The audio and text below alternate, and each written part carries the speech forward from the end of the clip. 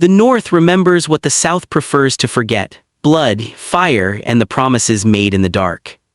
High in the red mountains of Dorne, a tower stands alone, stone older than the kingdoms. Silent, outside the sand is stained dark, 7 bodies cool in the morning heat. 3 wear the white cloaks of the Kingsguard. Sir Arthur Dane, sword of the morning dawn shattered beside him. Sir Oswell went, the black bat helm crushed. Sir Gerald Hight were the white bull lord commander, throat opened. 4 more wear northern furs, Stark men who followed their lord into the desert and paid the price. Eddard Stark kneels in the sand, alive, bleeding. Howland Reed beside him, also alive, also bleeding. They won, the cost is everything. End rises, he pushes open the tower door, the smell hits him first, blood and death and something softer, something final. He climbs, each step heavier than the last, ice still wet in his hand. At the top, a bed, a woman on it, Lyanna Stark, his sister, dying. Her hands are red, the sheets are soaked. Childbirth, no Meister, no help. In her arms a baby cries, small and perfect. Lyanna's eyes find him. Brother! End drops to his knees. Lyanna, gods, what have they done to you? Not them, me, I chose this, I chose him, I chose love. She coughs, blood on her lips. Rhaegar, he didn't steal me, I went willingly. Why did he leave you here? Why did he die at the Trident fighting Robert while you? He thought he was saving the world, the prophecy, the prince that was promised. He thought our son would be the one. Another cough, harder. It doesn't matter now, he's dead, I'm dying, but the baby, End, you have to protect him. End looks at the child, dark hair, gray eyes, stark features. Robert will kill him, Lyanna whispers. If he knows, if anyone knows, Rhaegar's son, the last dragon, Robert will smash his head against a wall just like Aegon, just like Rhaenys, you know he will. I won't let him.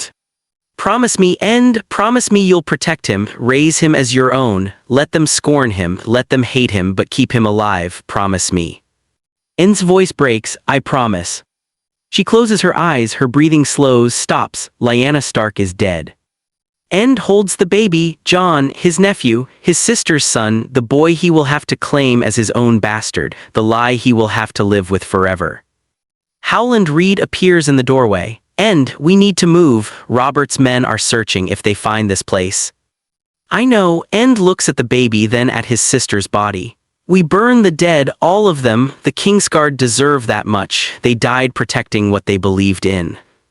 Outside, the 7 bodies are arranged, 3 Kingsguard together, 4 Stark men together. Howland and End gather wood. They build 3 pyres, one for Arthur Dane, one for Oswell Went, one for Gerald Hightower. The Kingsguard were anointed as protectors of kings. Their blood carries weight, power, meaning.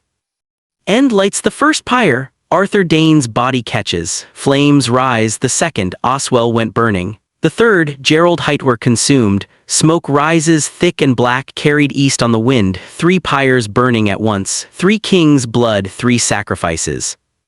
The smoke travels over the Red Mountains, over the narrow sea, north and east across hundreds of miles.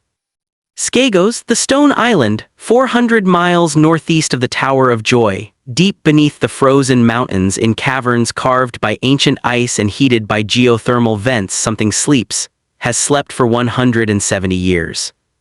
A shape, coiled, enormous beyond comprehension, scales like black castle stones, each the size of a shield, wings folded against a body that fills the entire cavern 200 feet from wingtip to wingtip, a tail that could wrap around Winterfell's keep, a head the size of a feast hall, jaws that could swallow a mammoth whole. The cannibal, the wild dragon of Dragonstone, the beast that fled after the dance of the dragons and disappeared from history, he did not die. He came here to Skagos, to the warmth beneath the stone, to sleep, to wait. The smoke from the Tower of Joy reaches the island, seeps down through cracks in the mountain into the deep places, into the dragon's chamber. Blood calls to blood, fire calls to fire.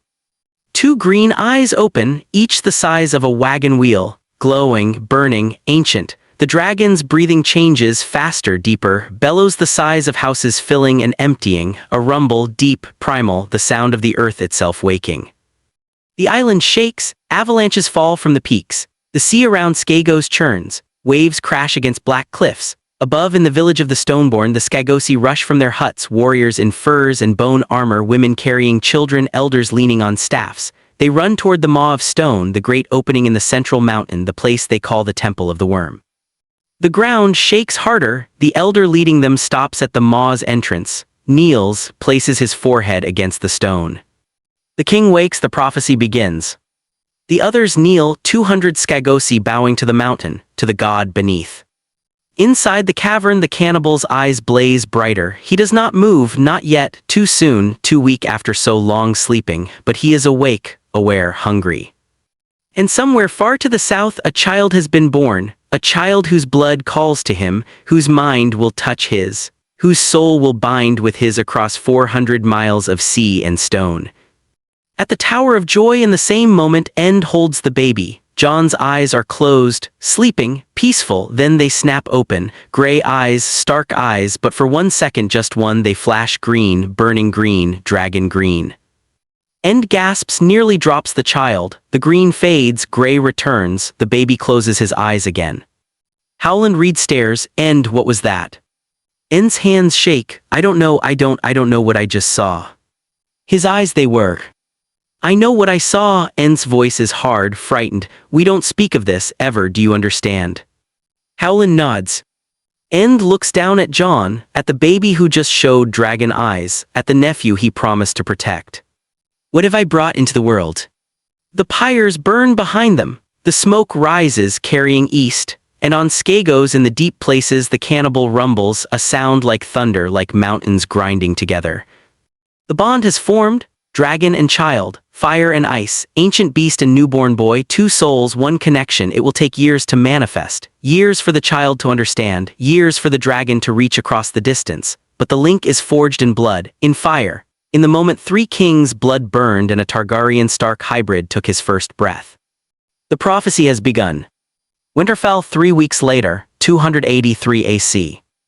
Ned Stark rides through the gates. Home, finally, the war is over, Robert sits the Iron Throne, the Targaryens are dead, the realm is at peace, he should feel relief, victory, pride, instead he feels only dread.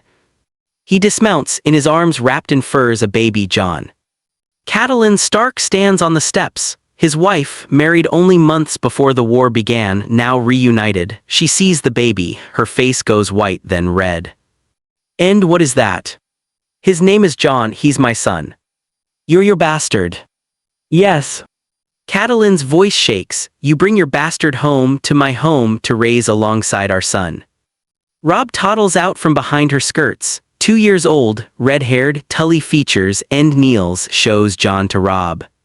This is your brother, Jon, you'll grow up together. Catelyn grabs End's arm, you can't do this to me, to us, send him away to a foster, too. He stays, End's voice is iron, final, he's a Stark, he stays at Winterfell, I won't hear another word about it. He walks past her into the castle, to the nursery, places Jon in a cradle beside Robb's, 2 boys, half-brothers in the eyes of the world, one trueborn, one bastard, one with tully red hair and blue eyes, one with Stark dark hair and gray eyes. End looks at them, at the lie he is living, at the secret he will carry to his grave.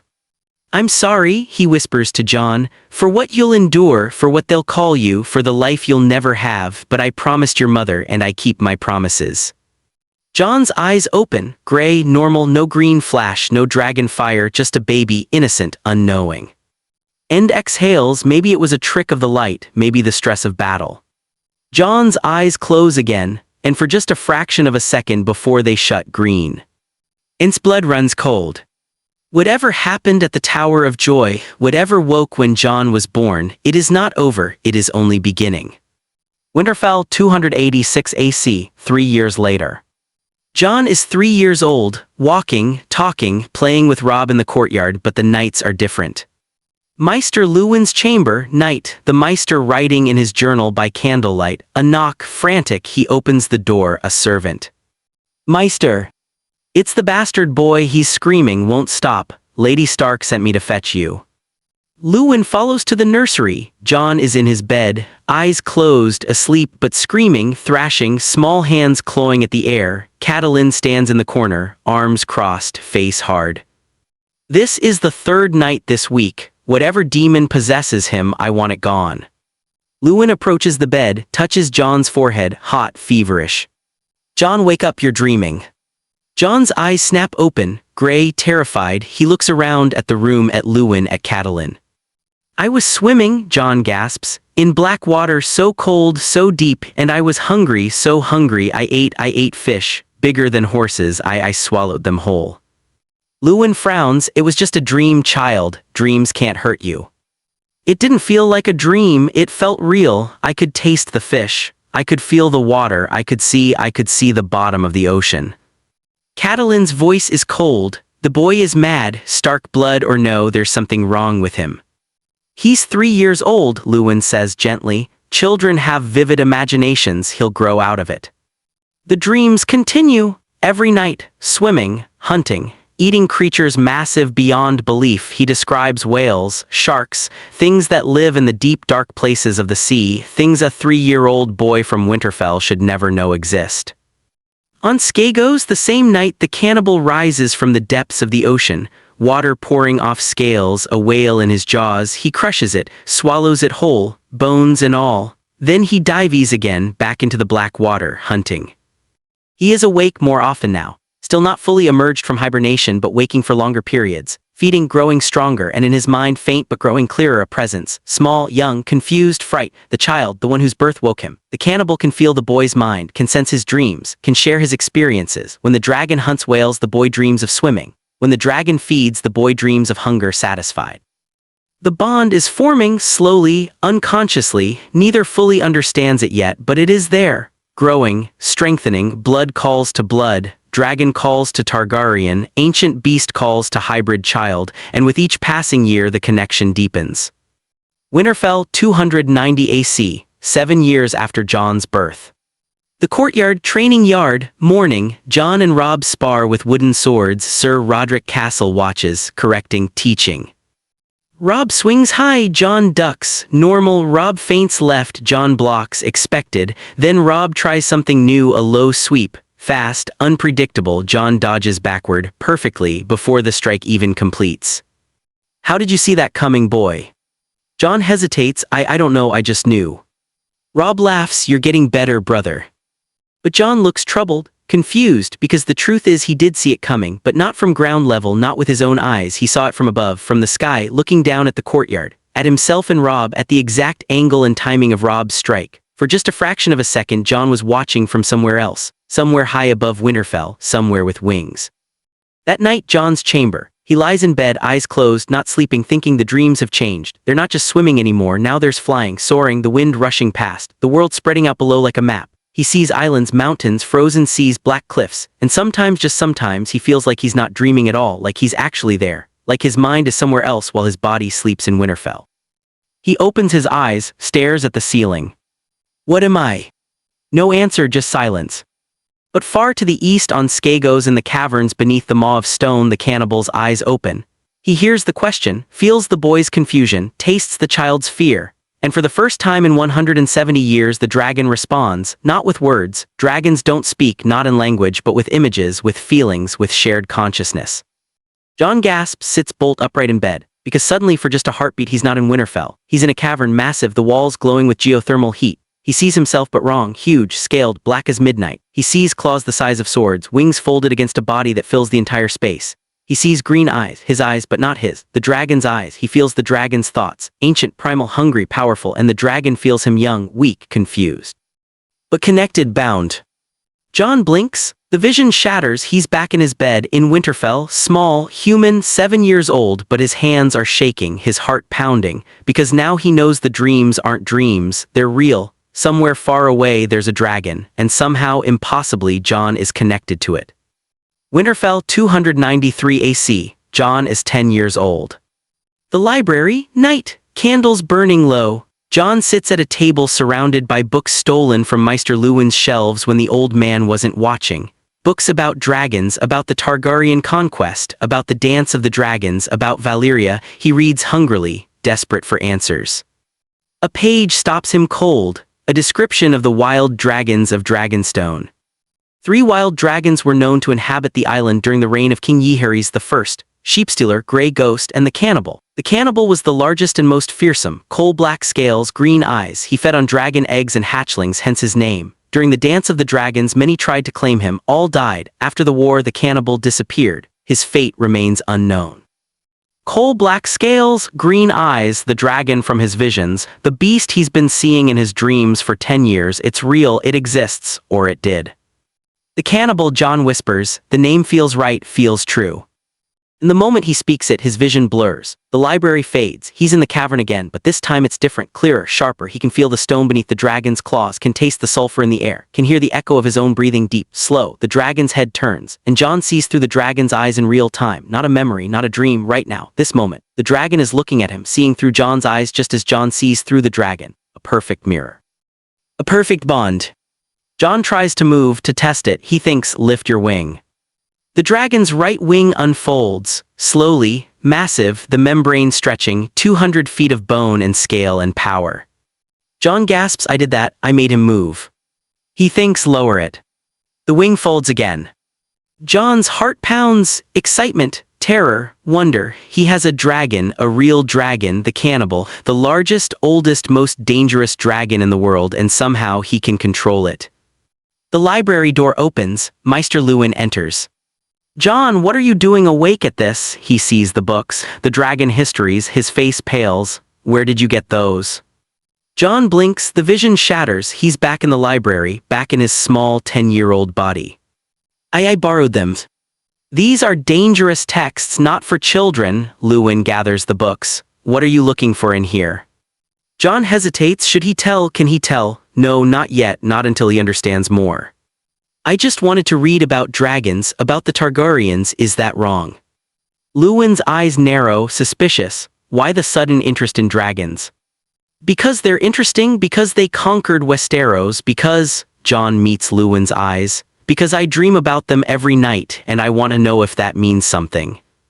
Luwin goes very still. What kind of dreams? Flying, hunting, fire. Jon's voice is quiet, careful, green fire. Luwin sets the books down, sits across from Jon. Jon, listen to me very carefully. Dreams are just dreams. Dragons are dead. They've been dead for over a century. Whatever you're seeing in your sleep, it's your mind playing tricks, nothing more. But what if it's not?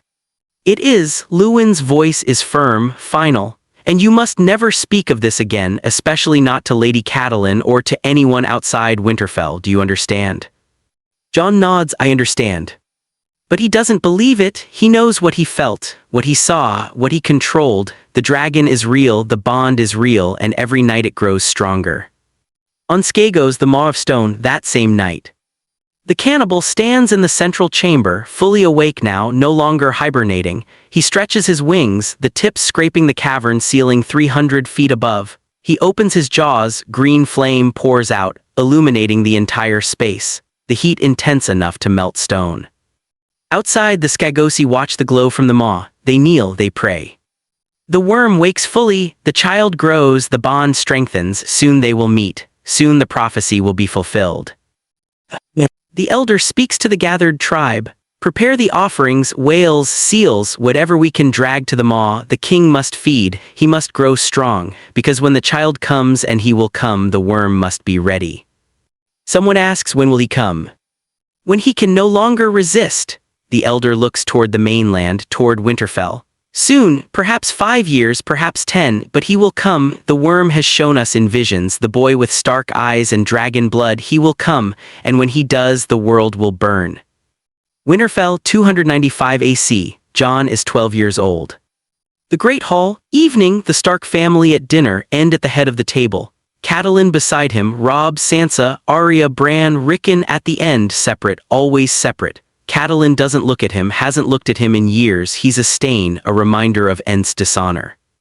Jon eats in silence, barely tasting the food, because his mind is elsewhere, east, always east. He can feel it now, even when awake. The pull, the call, the dragon wants him to come, is waiting for him, has been waiting for 12 years, and Jon wants to go desperately more than anything. But how? He's 12, he can't just leave Winterfell, can't just ride east into the unknown, not yet, but soon. Robb leans over, whispers, you're doing it again. Doing what? Staring east like you're looking at something the rest of us can't see. Robb grins. What's out there? A girl. Just thinking. About what? About where I belong, if I belong anywhere. Robb's smile fades. You belong here at Winterfell with us, you're my brother. Am I? Lady Catelyn doesn't think so. She's wrong and father knows it. You're a Stark, Jon, bastard or not. Jon wants to believe it, but he knows the truth. He's not just a Stark, he's something else, something more, something dangerous. And Winterfell, safe, cold, honorable Winterfell, isn't big enough to hold what he's becoming. That night, Jon's chamber, he lies in bed, eyes closed. He doesn't fight the pull anymore, doesn't resist. He lets his mind drift east across the miles, across the shivering sea, to Skagos, to the dragon. The transition is instant now, smooth, practiced. One moment he's Jon Snow in Winterfell, the next he's the cannibal in the Maw of Stone. He feels the dragon's body, massive, powerful, every muscle coiled with strength. He thanks move. The dragon steps forward, the ground shaking under his weight. He thinks, open your jaws. The dragon's mouth opens, teeth like swords, breath hot enough to boil blood. He thinks, fly. The dragon moves toward the maw's opening, the tunnel leading outside, but then, resistance. The dragon hesitates, not refusing but questioning why. The feeling says, not in words but in sensation, in shared thought. Jon understands. The dragon is asking why fly, why now, why not wait for the boy to come here first. Jon thinks back, I want to see you in person, not just in dreams. I want to stand before you, I want to know you're real. The dragon's response is immediate, clear, then come. Jon gasps, sits up in bed, back in Winterfell, back in his body, but the message is burned into his mind. Come. The dragon is calling him directly, consciously, and Jon knows he can't wait anymore. He has to go to Skagos, to the dragon, to the truth of what he is. He's 12 years old, too young, too weak, too unprepared, but the call is too strong. Soon, maybe not this year, maybe not next, but soon he will go east, he will find the cannibal, and he will discover what happens when a Stark Targaryen hybrid stands before the oldest, largest, most dangerous dragon in the world. Winterfell 297 AC. Jon is 14 years old. The courtyard, training, Jon and Robb sparring again, but now they're older, stronger, better. Jon moves like water, fast, fluid, unpredictable. Robb swings, Jon isn't there. He's already behind Robb, blade at his brother's neck. Sir Roderick claps, excellent Jon, you fight like you can see the future. Jon lowers his blade, just instinct. But it's the dragon. Jon has spent so many hours inside the cannibal's mind that he thinks differently now, sees differently. He doesn't just see the opponent in front of him. He sees from above, from the sky. He sees angles, trajectories, movements before they happen. It's predatory, aerial, dragon-minded, and it makes him the best fighter in Winterfell, better than Robb, better than Theon, better than anyone his age. That night, the godswood, Jon kneels before the heart tree, the weirwood, the face carved into the trunk watching him with red eyes.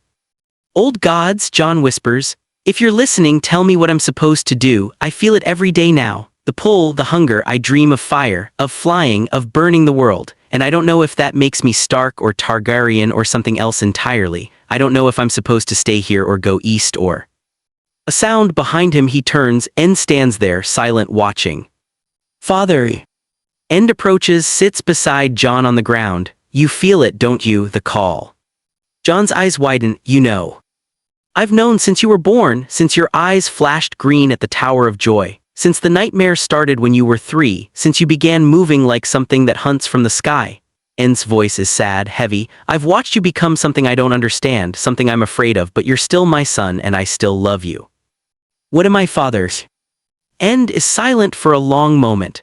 You're Lyanna's son and Rhaegar's, which makes you a Stark and a Targaryen, fire and ice, and something about that combination, the warging blood and the dragon blood, it's created something new, something the world hasn't seen. The dragon, it's real, isn't it, the one I dream about? I don't know, I hope not, because if it is, if there's truly a dragon out there waiting for you, then everything I've done to protect you, to hide you, to keep you safe, it's all been for nothing. You were never meant to stay hidden. Jon looks at End, at the man who raised him, who protected him, who lied for him for 14 years. What do I do? You make a choice. You can stay here at Winterfell, try to bury what you are, go to the wall when you're old enough, take the black, live a quiet life. End pauses. Or you can go east, find the dragon, discover what you're truly capable of, and accept that once you do, there's no going back. You'll never be Jon Snow the bastard again. You'll be something else, something dangerous. Which should I choose? End stands, that's not for me to decide, but Jon, whatever you choose, I'll support you, because you're my son, blood or not, you're mine. He walks away, leaving Jon alone in the godswood.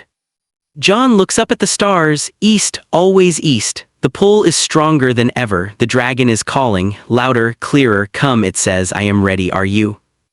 Jon closes his eyes, takes a breath. He's 14 years old, almost a man, almost ready, one more year, maybe two, and then he'll ride east to Skagos, to the cannibal, to his destiny. The night of green fire, 297 AC, 6 months later. Winterfell, everyone asleep. Jon lies in bed, but his mind is elsewhere. He's in the maw of stone, inside the cannibal, fully merged, completely connected. Tonight is different. Tonight the dragon wants to fly, really fly, not just hunt, not just feed, fly. Jon doesn't resist. He lets the dragon take control, lets the beast lead. The cannibal moves through the tunnels, out of the maw, into the open air. The night is clear, stars blazing overhead. The dragon spreads his wings 200 feet from tip to tip, blotting out the stars. He leaps into the sky. The power of it floods through Jon. The muscle, the strength, the sheer impossible joy of flight. The cannibal climbs higher, higher above the clouds, into the freezing upper air, and then he breathes green fire, a torrent of flame brighter than the sun, hotter than wildfire. It lights up the sky, a column of emerald flame reaching toward the heavens. For 3 full minutes the dragon breathes, until the entire northern horizon is glowing green. Below, across the north, thousands see it. At Winterfell, End stands on the battlements, staring. Gods have mercy, he whispers, it's real, it's all real. At the wall, the Night's Watch sees the green glow. Men point, shout, fear. At White Harbor, sailors watch from the docks. What is that? An aurora? At the last hearth, the great Jon Umber sees it. That's no northern lights, that's dragon fire. Old Nan sits beneath the heart tree, watching the green sky. The stone worm hungers, she says, and the dragon king is waking. The gods help us all. In his bed, Jon's body convulses. His eyes roll back, green light flickering in his pupils. He's feeling everything the dragon feels. The power, the unstoppable, terrible joy of destruction. And for the first time, Jon isn't afraid, he's exhilarated. He wants more. The dragon descends. Back to Skagos, back to the maw. Jon gasps, back in his body, back in his bed, but something has changed. He sits up, looks at his hands. They're shaking, not from fear, from anticipation. The bond is complete. The dragon is his to command, his to merge with, his to become. And Jon knows there's no more waiting. Next year, when End goes south to serve Robert, when Jon is supposed to go to the wall, he won't go to the wall, he'll go east, to Skagos, to the cannibal. To the destiny he's been running toward his entire life. Everything is about to change. The King's Road heading south from Winterfell, 298 AC, late summer. The royal procession stretches for miles. King Robert Baratheon, Queen Cersei, their children, hundreds of guards, servants, wagons. At the front, Robert rides beside Ned Stark, laughing, drinking, reliving the glory days. Behind them the Stark children, Robb, Sansa, Arya, Bran, all excited, going south, seeing King's Landing. Jon rides at the back, separate, as always, but his mind isn't on the procession, isn't on Robert or the journey south. His mind is east, always east. The pull is constant now, every waking moment, a hunger in his chest, a voice in his skull. Come, come, come, the dragon is calling, has been calling for weeks, growing more insistent, more demanding. Jon grips his reins, tries to focus, tries to stay present, but it's getting harder. The bond is too strong, the dragon too close to the surface of his thoughts. Ghost trots beside his horse. The white direwolf, Jon's companion, his other bond, but Ghost isn't enough anymore. The wolf is small, limited, earthbound. Jon needs wings, needs fire, needs the sky. Benjen Stark rides up beside him, Ent's younger brother, ranger of the Night's Watch. Jon, you're quiet. Just thinking, uncle. About the wall, about joining the watch. Jon looks at him, at the uncle who's offering him a life, a purpose, a place. I'm thinking about my choices. Benjen frowns. Choices? Jon, we talked about this. The wall is the best option for a bastard. I know, Jon's voice is flat, emotionless, but what if I don't want to go to the wall? Then what? Stay at Winterfell. Watch your brothers and sisters grow up as lords and ladies while you're just there. No, not that either. Then what? Jon meets Benjen's eyes. I don't know yet, but I'll figure it out. Benjen studies him. You've changed, Jon, over the past year. You're harder, colder, like something eating at you from the inside. Something is eating at him, something with scales and wings and green fire, and soon, very soon, Jon will stop fighting it. Winterfell, the courtyard, the next morning. The royal procession has stopped for the night. Robert and End are hunting, the children playing. Jon stands alone in the training yard, sword in hand, practicing forms, but his movements are different now, not human, not northern. He strikes from angles that don't make sense on the ground. He pivots like he's diving. He lunges like he's swooping. Theon Greyjoy watches from the side, mocking. "What are you doing, Snow, fighting invisible birds?" Jon ignores him, continues the forms. Theon laughs. "You're mad, everyone knows it, the bastard who talks to himself, who stares east like he's waiting for something, who fights like a what?" Jon stops, turns, points the wooden sword at Theon's chest. "Like a what?" Theon's smile fades. "I nothing, just joking." Jon's voice is quiet, dangerous. "Don't joke about things you don't understand." He walks away, leaving Theon shaking, because for just a second, just 1 second, Theon saw Jon's eyes, and they weren't gray, they were green. That night, Jon's chamber, Winterfell. Jon lies in bed, but he doesn't sleep. He can't sleep. The dragon won't let him. The pull is unbearable now, like hooks in his chest dragging him east. He closes his eyes, stops resisting. Instantly, he's in the maw of stone inside the cannibal, but this time the dragon isn't hunting, isn't feeding. The dragon is waiting, watching the entrance to the cavern, expectant, and Jon understands. The dragon knows Jon is close, knows the time is coming. Jon thinks, "Soon, I'll come soon, I promise." The dragon's response is immediate, a feeling, a command now. Jon gasps, sits up in bed, heart pounding. The dragon wants him now, not later, not when it's convenient now, but Jon can't, not yet. End is going south to King's Landing. Benjen is taking Jon to the wall. Everything is planned. If Jon disappears now, they'll search for him, they'll find him, they'll...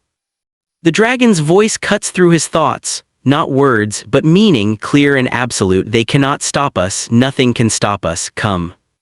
Jon stands, walks to the window, looks east. The moon is full, the night clear, perfect for traveling. He makes a decision. He's not going to the wall, he's not going to wait for permission, for the right time. He's going to Skagos tonight. Jon packs quickly, a few clothes, his sword, some food. He writes a note, short, simple. "Father, I'm sorry, I can't go to the wall, I can't explain, but I have to go east. Please don't follow me, I'll come back when I can, Jon."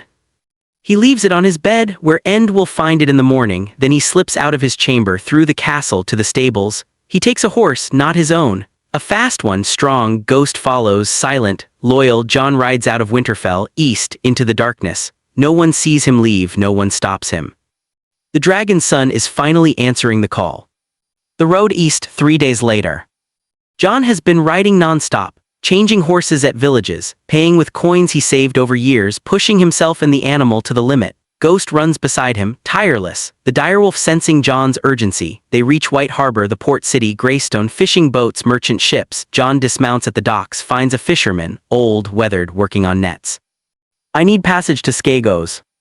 The fisherman looks up, sees Jon, a boy, barely 15, with a direwolf and a desperate look in his eyes. "Skagos, boy, that's death. The Stoneborn kill outsiders, they eat them, they..." "I know the stories, I'm going anyway, I'll pay." "How much?" Jon pulls out a purse, everything he has, this. The fisherman counts it, enough for a month's wages. "You're serious?" "I've never been more serious in my life." The fisherman looks at the direwolf, at Jon's eyes, gray but with something else lurking beneath. "You're not running from the law, are you?" "No, I'm running towards something." The fisherman shakes his head. "You're mad, but your coin is good. We leave at dawn." The shivering sea, the next morning. The fishing boat is small, cramped. It rocks violently in the northern swells. Jon stands at the bow, Ghost beside him, both staring east. The fisherman steers, watching Jon with wary eyes. "What's on Skagos that's worth dying for?" Jon doesn't answer, doesn't look back, because he can feel it now. The dragon, so close, just beyond the horizon. The bond is singing in his blood, every breath, every heartbeat. "We're coming," Jon thinks. "Hold on, we're almost there." The dragon's response floods through him. Joy, anticipation, hunger, finally. The voyage takes 2 days. Rough seas, cold wind. The fisherman muttering prayers to the drowned god and the old gods and any god who will listen, but finally land. Skagos rises from the sea, black cliffs, jagged peaks, no beaches, no harbors, just stone and ice and darkness. The fisherman brings the boat close to a rocky outcrop. "This is as far as I go, you're on your own from here." Jon nods, "Thank you." He jumps onto the rocks. Ghost follows. They climb up the black cliffs toward the island proper. Behind them, the fisherman turns the boat around, sailing away as fast as possible. He doesn't want to see what happens next. Skagos the Black Shore, midday. Jon and Ghost climb for an hour, up steep rocks through freezing wind. Finally they reach the top, a plateau covered in snow and dead grass, and waiting for them 200 men. Skagosi warriors, massive, 7 feet tall, wearing furs and bone armor, carrying stone axes and obsidian blades. Their faces are scarred, their eyes hard, their beards long and matted. They form a semicircle around Jon, blocking any escape. Ghost growls low, dangerous, but Jon raises a hand, easy. The leader steps forward, a man even larger than the rest, with a necklace of what looks like human finger bones. "I am Jon Snow, I've come for the dragon." Silence, the warrior staring, then the leader steps forward, kneels, every other warrior follows, 200 Skagosi on their knees, heads bowed. Jon blinks, what? The one who dreams the dragon's dreams, the boy with Stark eyes and Targaryen blood. We have waited, prepared, the offerings are ready, the maw is open. He stands, gestures inland, toward the central mountain, the highest peak on Skagos. Come, Dragon King. Your god awaits. Jon's heart pounds. Dragon King. They're calling him Dragon King. He follows, Ghost beside him. The warriors forming an honor guard around them. They march inland, through valleys of black stone, past villages of hide tents and bone huts, past cairns of skulls, human skulls arranged in spirals. The Skagosi they pass stop what they're doing, stare, then kneel, women, children, elders all bowing to Jon. A child whispers to her mother, "Is that him?" The voice. The mother nods. The stone worm has chosen. The prophecy begins.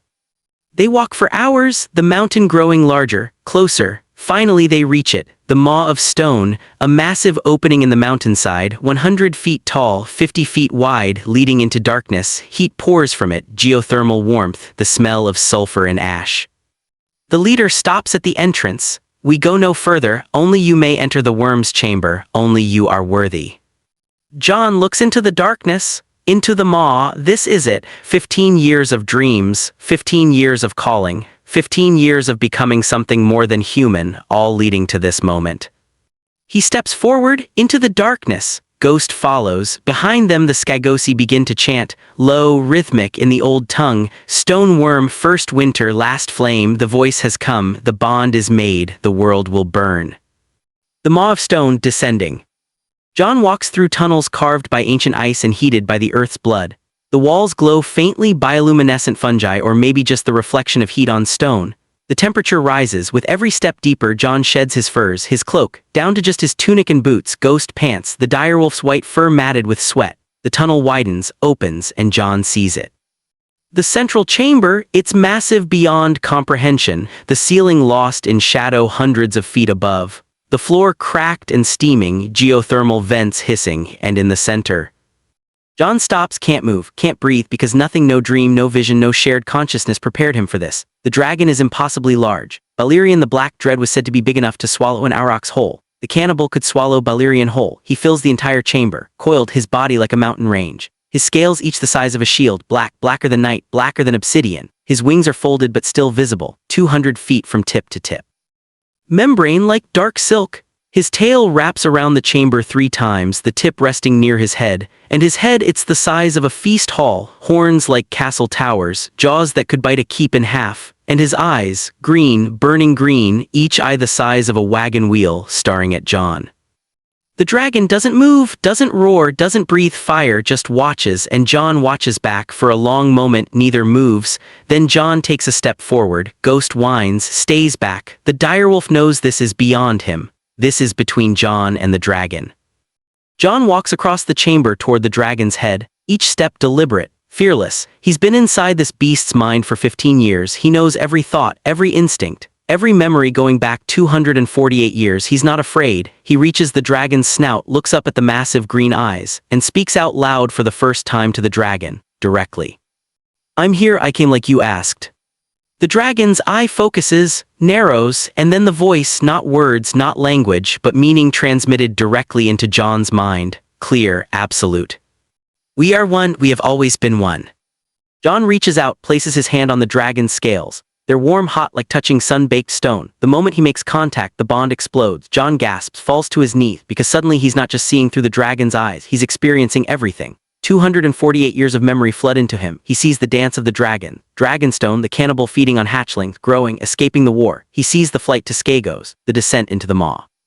The first hibernation. He sees centuries of sleep, of waking, of hunting whales in the dark waters. He sees the Skagosi discovering him, worshipping him, feeding him, protecting him. He sees the moment Jon was born, the green flash, the bond forming across 400 miles. He sees everything. And the dragon sees Jon's memories too. Winterfell, Catelyn's hatred, Ent's love, Robb's brotherhood, the dreams, the pull, the journey here, two minds merging, becoming one. Jon screams, not in pain, in overwhelm, in transformation. His eyes flash green, then gray, then green again. His body convulses, dragon mind and human mind battling for dominance. For a moment Jon forgets he's human, forgets Winterfell, forgets everything but hunger and fire and wings. But then, weak but present, he forces himself back, forces Jon Snow to the surface. No, he gasps, I'm not you, I'm with you, but I'm still me. The dragon rumbles, a sound like mountains grinding. The meaning comes through. Good, we need both. Dragon alone is beast, boy alone is weak. Together. Jon finishes the thought. Together we're something new. Yes. Jon stands, shaking, exhausted, but changed. He looks at his hands. They're still human, still Jon's, but he feels different, stronger, more. He looks up at the dragon, at the cannibal, at the beast who's been waiting for him for 15 years. Can I fly with you, not just in dreams, really fly? The dragon lowers his head, all the way to the ground, his massive skull resting on the stone floor, an invitation. Jon doesn't hesitate. He climbs onto the dragon's head between the horns, gripping the scales. The dragon rises slowly, carefully, Jon clinging on. Then the dragon moves through the chamber into a different tunnel, one leading upward toward the sky. Jon's heart pounds. This is it, this is real. He's about to fly, on a dragon, the largest dragon in the world. The tunnel opens, daylight, sky, air. The cannibal spreads his wings and leaps. The skis above Skagos, afternoon. Jon screams, not in fear, in joy, because he's flying, actually flying. The dragon's wings beat, each stroke powerful enough to create windstorms. They climb higher, higher above the clouds into the freezing upper air. Jon clings to the dragon's horns, the wind tearing at him, the cold burning his face, but he doesn't care. This is freedom. This is power. This is everything he's dreamed of his entire life. The dragon banks, turns, showing Jon the world from above. Skagos spreads below, black stone, white snow. Tiny figures, the Skagosi watching from the ground. To the south, the mainland, Winterfell somewhere beyond the horizon. To the north, the wall, the true north, the frozen wasteland. To the east, the shivering sea, endless, dark, unknown. Jon laughs, wild, free. Yes, this is what I was meant for. The dragon responds, not with thoughts, with action. He dives straight down toward the sea. Jon holds on, trusting, fearless. They plunge into the water, the cold shocking, the darkness absolute. But the dragon doesn't stop. He swims deep. Deeper than any human could survive. Jon holds his breath, feels the dragon's muscles working, feels the power of the creature hunting. The dragon's jaws snap. He catches something, a whale, massive but small compared to the dragon. He crushes it, kills it, rises. They break the surface, the dragon's head emerging, Jon gasping for air. The dragon tosses the whale carcass into the air, opens his jaws, catches it, swallows it whole. Jon feels the satisfaction, the hunger sated, the primal joy of the hunt. They fly again, back toward Skagos, toward the maw. The dragon lands outside the entrance. Jon slides off, soaked, exhausted, grinning like a madman. The Skagosi are there, waiting, watching. The leader approaches, kneels again. Dragon King, you have flown with the worms, you have bonded, you are one. Jon nods, still catching his breath. I am. Then what is your will? The worm is yours to command. The Stoneborn are yours to command. We have waited 170 years for this moment. What would you have us do? Jon looks at the dragon, at the cannibal, at the beast that's been waiting for him since before he was born. Then he looks south, toward the mainland, toward Winterfell, toward the realm. For now, nothing. I need time to learn, to practice, to master this bond fully. And after?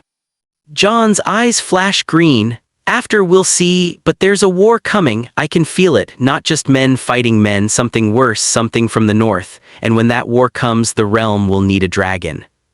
The leader bows. The worm has shown us visions of ice, of death, of the long night returning. You are right, the war comes and you were born to fight it. Jon looks at Ghost, the direwolf sitting quietly, waiting. Come on, boy, we have work to do. He walks back into the maw, into the dragon's chamber. He's not going back to Winterfell, not yet, not until he's ready. He'll stay here, on Skagos, with the dragon, learning, training, becoming what he was always meant to be, the Dragon King, the boy who wargs into the oldest, largest, most dangerous beast in the world. And when he's ready, when he's truly ready, he'll return to the mainland. and the realm will never be the same. Winterfell the next morning. Ned Stark stands in Jon's chamber, reading the note over and over. "Father, I'm sorry, I can't go to the wall, I can't explain, but I have to go east. Please don't follow me, I'll come back when I can, Jon." Catelyn stands in the doorway. "He's gone, good riddance, one less." "Shut up," Ned's voice is cold, hard, "just shut up." "He went to find it, the dragon, after 15 years, he finally went." "Dragon Ned, what are you?"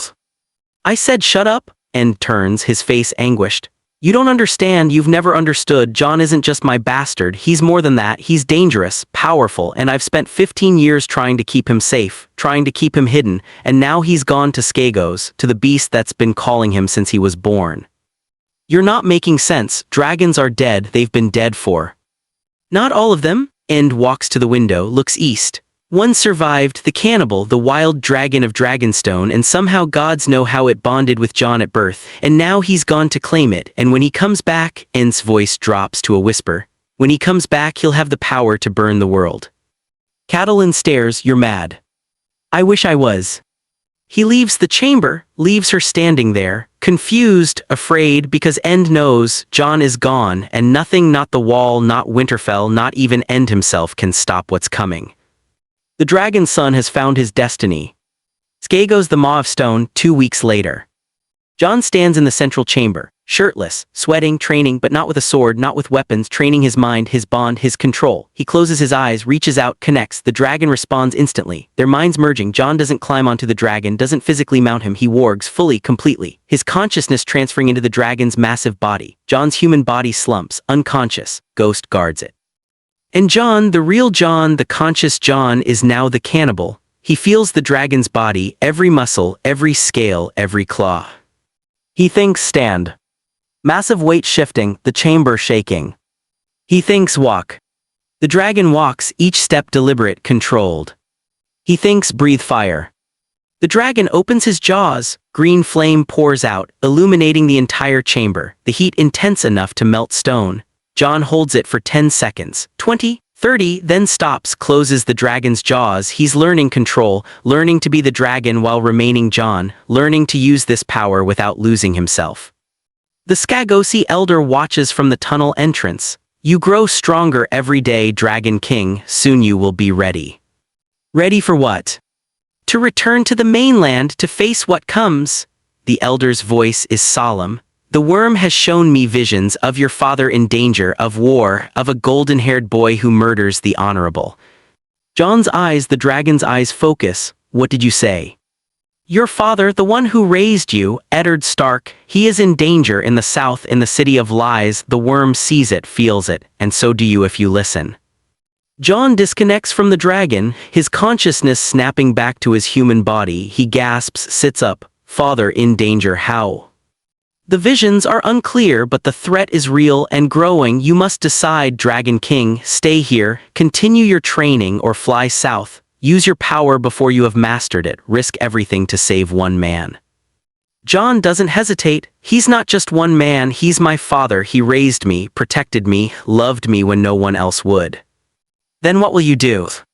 "We fly south now, today, before it's too late." The elder nods, then the prophecy accelerates. The Dragon King returns to the realm and the world will see fire again. Jon climbs onto the dragon, not warging this time, actually riding, physically bonded. "Ghost, stay here, guard this place, I'll come back for you."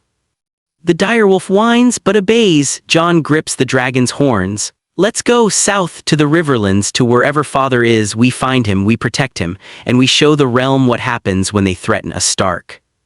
The dragon rumbles, the sound shaking the entire mountain. The Skagosi outside hear it. They kneel, they pray. The Dragon King flies, the stone worm hunts. The realm will burn, the prophecy is fulfilled.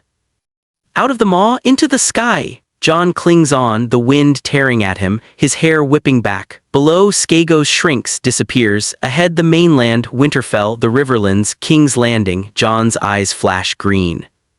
"I'm coming, father, hold on, I'm coming." Flying south, the cannibal flies faster than any ship, faster than any horse, faster than wind itself. His massive wings beat, each stroke carrying them miles. Jon holds on, not with warging, with his actual hands, actually writing. It's terrifying, exhilarating, impossible, but it's real. Below, the landscape changes. Skagos to sea, sea to coast, coast to land. The wall passes beneath them. Jon sees the rangers looking up, pointing, screaming, but they're too high, too fast, gone before anyone can react. Winterfell next. Jon sees the castle, his home, the place he grew up, but he doesn't land, doesn't stop. He's not ready to explain. He flies on south toward the Riverlands because the visions are getting stronger, the feeling of danger, of threat, of death approaching. Ned Stark. Jon leans forward, whispers into the dragon's ear, "Faster, we need to go faster." The dragon responds, wings beating harder, speed increasing. They're flying at a speed that would kill a normal rider, but Jon isn't normal. The bond protects him, keeps him alive, keeps him connected. The Riverlands appear, green fields, rivers, roads, and on those roads armies. Jon sees them, thousands of men, banners flying, the direwolf of Stark, the Trout of Tully, the twin towers of Frey, and opposing them the Lion of Lannister. The war has started. Jon's heart races. "Father, where are you?" He scans the battlefield looking for any sign, then he sees it. A camp, northern banners, a command tent, and inside that tent Jon can feel it, through the bond, through some instinct he can't explain. End is there. There, land there. The dragon descends, not gently, not slowly. He drops like a stone, wings folding, free falling toward the battlefield. Men below see the shadow, look up, scream, "Dragon, gods have mercy, run." The cannibal spreads his wings at the last second, slowing but still hitting the ground with earth-shaking force. Soldiers scatter, horses panic, tents collapse from the shockwave. The dragon lands between the two armies, his shadow covering both. Jon dismounts, jumps down from the dragon back, lands hard but stays on his feet. He draws his sword, looks around. Both armies have stopped, frozen, staring at the dragon, at Jon, at the boy who just arrived on the back of a creature from legends. Jon walks toward the northern camp. The dragon follows, slowly, each step shaking the earth. Soldiers part, creating a path, too terrified to do anything else. Jon reaches the command tent, pulls open the flap. Inside, Ned Stark, Robb Stark, the Great Jon Umber, the Blackfish, other northern lords, all staring at Jon, mouths open, eyes wide. Ned stands slowly. "Jon. Father, I heard you needed help." Ned looks past Jon, at the dragon visible through the tent opening, at the massive black beast with green eyes. "Gods," Ned whispers, "you really did it, you found it, you claimed it." Jon nods, "I did, and I came to end this war before you die in it." Robb finds his voice. "Jon, how? What? That's a dragon, a real dragon. His name is the Cannibal, and he's mine, has been since the day I was born." Jon looks at Ned. "We need to talk about who I really am, about what I can do, and about how we're going to win this war in a single day." Outside, the dragon roars. The sound echoes across the Riverlands, across Westeros. For the first time in over 150 years, a dragon's roar is heard in the Seven Kingdoms, and every man, woman, and child who hears it knows the world has changed. The age of dragons has returned, and nothing will ever be the same again. The Riverlands, the northern war camp, the command tent, 298 AC, midday. Ned Stark stares at Jon, at his son, the boy he raised, the secret he's protected for 15 years, standing in the tent entrance, covered in salt spray and sweat, eyes flashing between gray and green. Behind him, through the open flap, the cannibal.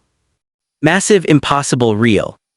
Robb breaks the silence. "Jon, what in the seven hells is happening? How do you have a dragon? Dragons are extinct, they've been dead for..."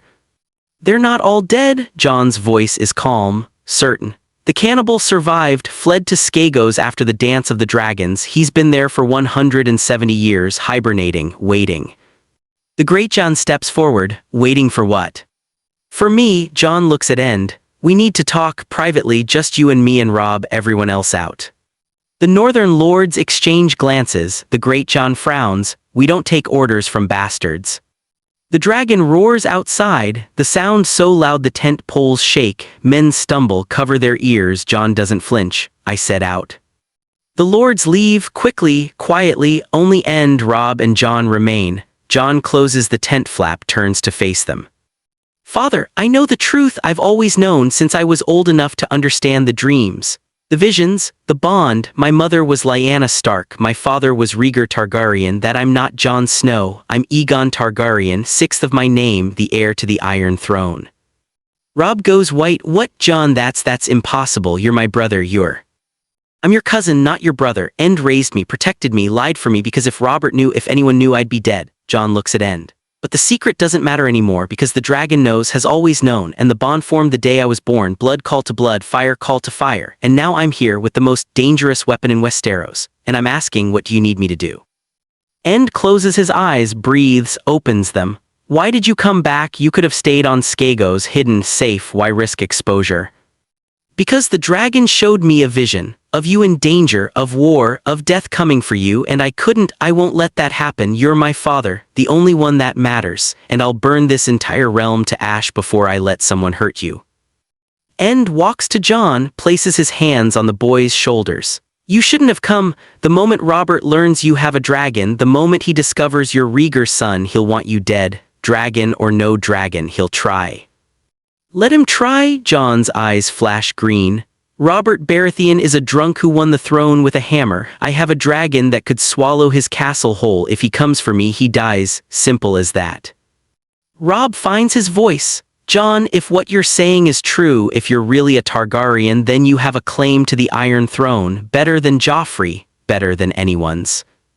I don't want the throne, I want father safe. I want this war ended. I want to go back to Skagos and train because something worse is coming. From the north, beyond the wall. I've seen it in the dragon's visions, ice and death and darkness. The real war hasn't even started yet.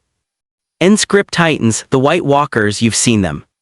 Not clearly, but the dragon has lived 248 years. He remembers things, old things, cold things, things that shouldn't exist but do, and they're coming. Which means this war, Stark versus Lannister, Baratheon versus Targaryen, it's a distraction, a waste, and I'm going to end it, today. How? Jon smiles, and for the first time there's something of the dragon in it, by showing the Lannisters what happens when they threaten a Stark, by making them choose, surrender or burn. Outside the tent, the battlefield. The Northern Army stands on one side, 20,000 men, Stark, Tully, Karstark, Umber, Mormont banners flying. The Lannister army stands on the other, 45,000 men, lions everywhere, gold armor, red cloaks, and between them the dragon. The cannibal stands perfectly still, a mountain of black scales and green eyes, his presence alone keeping both armies frozen in place. Jon walks out of the tent, Robb and End behind him. The northern soldiers part, creating a path to the dragon. Jon walks to the beast, places his hand on the massive foreleg, feels the warmth, the power. He doesn't climb, doesn't mount. He closes his eyes, wargs, his body goes limp. End catches him, lowers him gently to the ground, and the dragon moves. The cannibal's head turns, looking south, directly at the Lannister army, at the golden banners, at the men in their shining armor. The dragon's eyes focus. Narrow. Jon is inside now, fully merged, experiencing the world through the beast's senses. He can smell the soldiers, thousands of them, meet, fear, sweat. He can hear their heartbeats racing, panicked. He can taste their terror on the wind, and he feels the dragon's hunger, not for food, for dominance, for destruction. For proving, after 170 years of hiding, that nothing in this world can challenge him. Jon speaks, not with his human mouth, that body is unconscious on the ground, but with the dragon's mind, projecting thoughts into the air, into the minds of everyone on the battlefield. The voice that emerges is not human, it's ancient, primal, the voice of fire and stone. Lannisters, you have made war on the north, on the Starks, on my family. I am Jon Snow, son of Ned Stark, and I have come to end this. The Lannister soldiers scream, some run, others drop their weapons, but their commanders hold. Barely, Jaime Lannister steps forward, the Kingslayer, golden armor, white cloak, sword drawn. A dragon and a bastard, the realm falls deeper into madness every day. The dragon's head lowers, bringing one massive green eye level with Jaime, staring at him. I am no bastard, I am Aegon Targaryen, son of Rhaegar Targaryen and Lyanna Stark, heir to the Iron Throne, and you Kingslayer will kneel or you will burn. Jaime's face hardens. I've killed one Targaryen king, I can kill another. The dragon's jaws open, just slightly, green flame flickering between the teeth. Try. For a moment, Jaime hesitates. His hand tightens on his sword, then he looks at the dragon, really looks, at the size, the power, the absolute certainty of death if he attacks. He drops his sword, falls to his knees. I yield. The dragon's jaws close, the flame extinguishes. Wise, now tell your father, tell Tywin Lannister, tell Cersei and Joffrey, the dragon has returned, and if they continue this war I will burn Casterly Rock to ash, I will melt the Red Keep. I will turn King's Landing into a second Harrenhal. They have one choice, peace or fire. Jaime looks up, and Ned Stark, what happens to him? Ned Stark is under my protection. Anyone who harms him answers to me. Anyone who threatens him burns. Tell Cersei, tell Robert, tell everyone. The North is mine to defend, and I defend with dragon fire." Jaime nods slowly. "I'll tell them." "Good, now go take your army, march back to the Westerlands, and pray I never see you on a battlefield again." The Lannister army retreats, not in formation, not organized, they flee. 45,000 men running from one dragon. Jon disconnects, his consciousness snapping back to his human body. He gasps, sits up, and helps him stand. "Did it work?" Jon asks. Ned nods, stunned. "They're running, all of them. You ended the war in 5 minutes." Robb laughs, disbelieving, amazed. "You just made Jaime Lannister the Kingslayer kneel with words." "And a dragon?" Jon looks at the retreating army, at the dust cloud they're raising. Words backed by the largest dragon in history, that tends to be persuasive. The northern soldiers cheer, roaring, celebrating. The war is over. They won without a single drop of blood. The great Jon approaches, kneels before Jon. "I don't care if you're a bastard or a Targaryen or the king of the bloody Summer Isles. You just saved thousands of northern lives. You have my loyalty and my axe." Other lords follow, kneeling, pledging. Jon looks uncomfortable. "I don't want your oaths. I want you to go home, rebuild, prepare, because a worse war is coming, and when it does, I'll need every man in the north ready to fight." Lord Karstark speaks. "What war? The Lannisters are broken. Joffrey has no army now. Robert will have to." "Not that war, the war against the dead, against the White Walkers, against the Long Night." Jon's voice is hard, certain.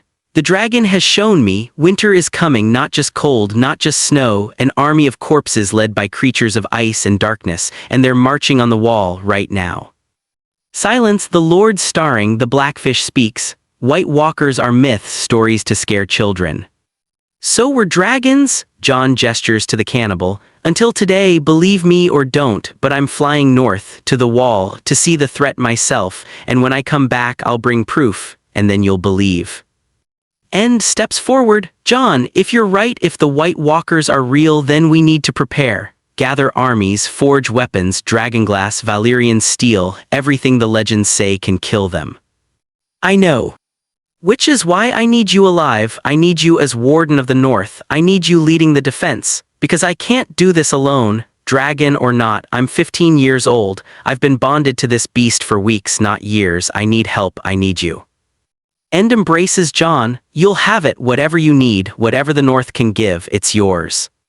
Robb joins the embrace. "You're my brother, Jon, cousin, whatever you are, your family, and family protects family." Jon holds them both. "Thank you for everything, for raising me, for loving me, for not caring that I'm a dragon rider and a secret Targaryen." "We care," Ned says. "We just care about you more than the secrets. You're Jon, our Jon, and nothing changes that." Jon pulls back, wipes his eyes. "I need to go to the wall to see what's coming, but I'll be back, and when I am, we'll plan, we'll prepare, and we'll face the long night together." He walks to the dragon, climbs onto the massive head, grips the horns. The cannibal spreads his wings, 200 feet from tip to tip, casting shadow over the entire camp. "Tell Robert I'm alive, tell him I'm Rhaegar's son, tell him if he comes for me he dies, but if he leaves me alone I'll leave him alone. I don't want his throne, I want the North safe, that's all." Ned nods. "I'll tell him, but Jon, Robert won't accept this. He'll want you dead, dragon or not." "Then he'll die trying." Jon's eyes flash green one last time. "I'm not the boy who left Winterfell. I'm the Dragon King, and I'm going to save this realm whether it wants saving or not." The dragon takes flight, wings beating, rising into the sky. The northern army watches. Awed, terrified, inspired, Jon flies north, toward the wall, toward the true enemy, toward the war that will decide whether the living survive or the dead inherit the world. The Wall Castle Black that evening. Lord Commander Jeor Mormont stands on the wall, 700 feet high, looking north. The sun is setting, red and gold, beautiful. Then, a shadow. Mormont looks up, sees something massive blotting out the sun. "Dragon," a ranger shouts. "Dragon on the wall." Rangers scramble, bows raised, scorpions manned, but Mormont raises his hand. "Hold, don't shoot, let's see what it wants." The cannibal descends, lands on top of the wall itself. The wall groans under the weight, ice cracking, but holding. Jon dismounts, walks toward Mormont, hands raised, peaceful. "Lord Commander, I'm Jon Snow, I've come with a warning." Mormont stares at the boy, at the dragon, at the impossibility of both. "Jon Snow, Ned Stark's bastard, I've heard of you. You were supposed to take the black, join the watch. What are you doing on a dragon?" Long story, short version, I'm also Aegon Targaryen. The dragon bonded with me at birth, and I've come because the White Walkers are real, they're marching, and the wall is the only thing standing between them and the realm. Mormont's face goes grim. "You've seen them." In visions, through the dragon's eyes, he's 248 years old, he remembers the first long night, and he's telling me through our bond that it's happening again. The Night King is coming, and he has an army of the dead. How many? Thousands, maybe tens of thousands, every corpse north of the wall, every wildling who dies, every ranger who doesn't come back, they're all part of the army now. Mormont curses. "We have 700 men at Castle Black, maybe 2,000 across the entire watch. We can't fight that." "You won't fight alone. I'm going beyond the wall tonight to see the threat myself, to confirm what the dragon is showing me. And when I come back, I'm bringing the North, every house, every army, will defend the wall together. And if the North doesn't believe you," Jon gestures to the cannibal, "they'll believe this. Hard to deny the long night when a dragon is telling you it's real." Mormont studies him. "You're either the savior of the realm or the greatest madman since Ares. I'm not sure which." "Neither am I," Jon smiles, "but I'll find out tonight." He climbs back onto the cannibal. "When I return, I'll need dragonglass, obsidian, thousands of weapons. Where can I find it?" "Dragonstone," Mormont says, "the beaches, the mines, black sand, black stone." "Then that's my next stop, after I see the army of the dead." The dragon takes flight, north, beyond the wall, into the true north. The haunted forest, beyond the wall, night. The cannibal flies low, following the landscape, trees, snow, frozen rivers. Jon wargs fully, experiencing the flight through the dragon's senses. He can see in the dark. Dragon eyes better than human, seeing heat, movement, life, and he sees nothing, no animals, no wildlings, no life at all. The forest is dead, silent, empty. Jon directs the dragon deeper, north, toward the lands of always winter. Hours pass. The cold intensify, even the dragon feels it, an unnatural cold, magic touched. Then movement far below, a column, massive, stretching for miles, whites, thousands of them, corpses animated by ice magic, marching in perfect formation, no sound, no breath, just movement, giant, undead, massive, chains dragging mammoths behind them, and leading them the White Walkers, 13 of them tall, pale blue eyes, ice armor, swords of frozen crystal, and at the front the Night King, taller than the others, crown of ice, eyes like frozen stars. He looks up, directly at the dragon. At Jon, and smiles. Jon's blood goes cold. The Night King raises his hand, gestures. 3 White Walkers step forward, each holding a spear, ice spears glowing blue. They throw, the spears fly faster than arrows, aimed at the dragon. Jon thinks dive, the cannibal drops, wings folding, free falling. The spears miss, barely. Jon thinks fire, the dragon opens his jaws, green flame pours down, it hits the army of the dead. Whites explode, burning, melting, destroyed, but the White Walkers don't burn, they walk through the flame.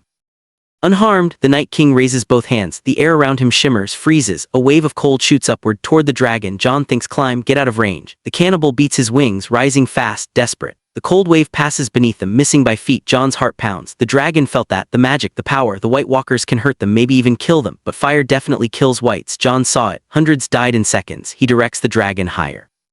Out of spear range, out of magic range, but low enough to see. The army continues marching south toward the wall. Jon counts, estimates, at least 100,000 whites, maybe more. It's hard to tell in the darkness. He's seen enough. He turns the dragon south, back toward the wall, but as they fly away, Jon hears something, not with his ears, with his mind, a voice, cold, ancient, speaking directly into his thoughts. "Dragon, fire, life, all must end, all must freeze, all must die. You cannot stop the night, you can only delay it." Jon doesn't respond, can't respond. The voice is too powerful, too cold. He flies faster, away from the voice, away from the Night King, but the words echo in his mind. The White Walkers are coming, and they're stronger than Jon expected. Dragonfire kills whites, but it doesn't kill White Walkers, and the Night King might be able to kill the dragon. Jon needs help, needs weapons, needs an army. He needs Dragonstone. Dragonstone, the island fortress, 2 days later.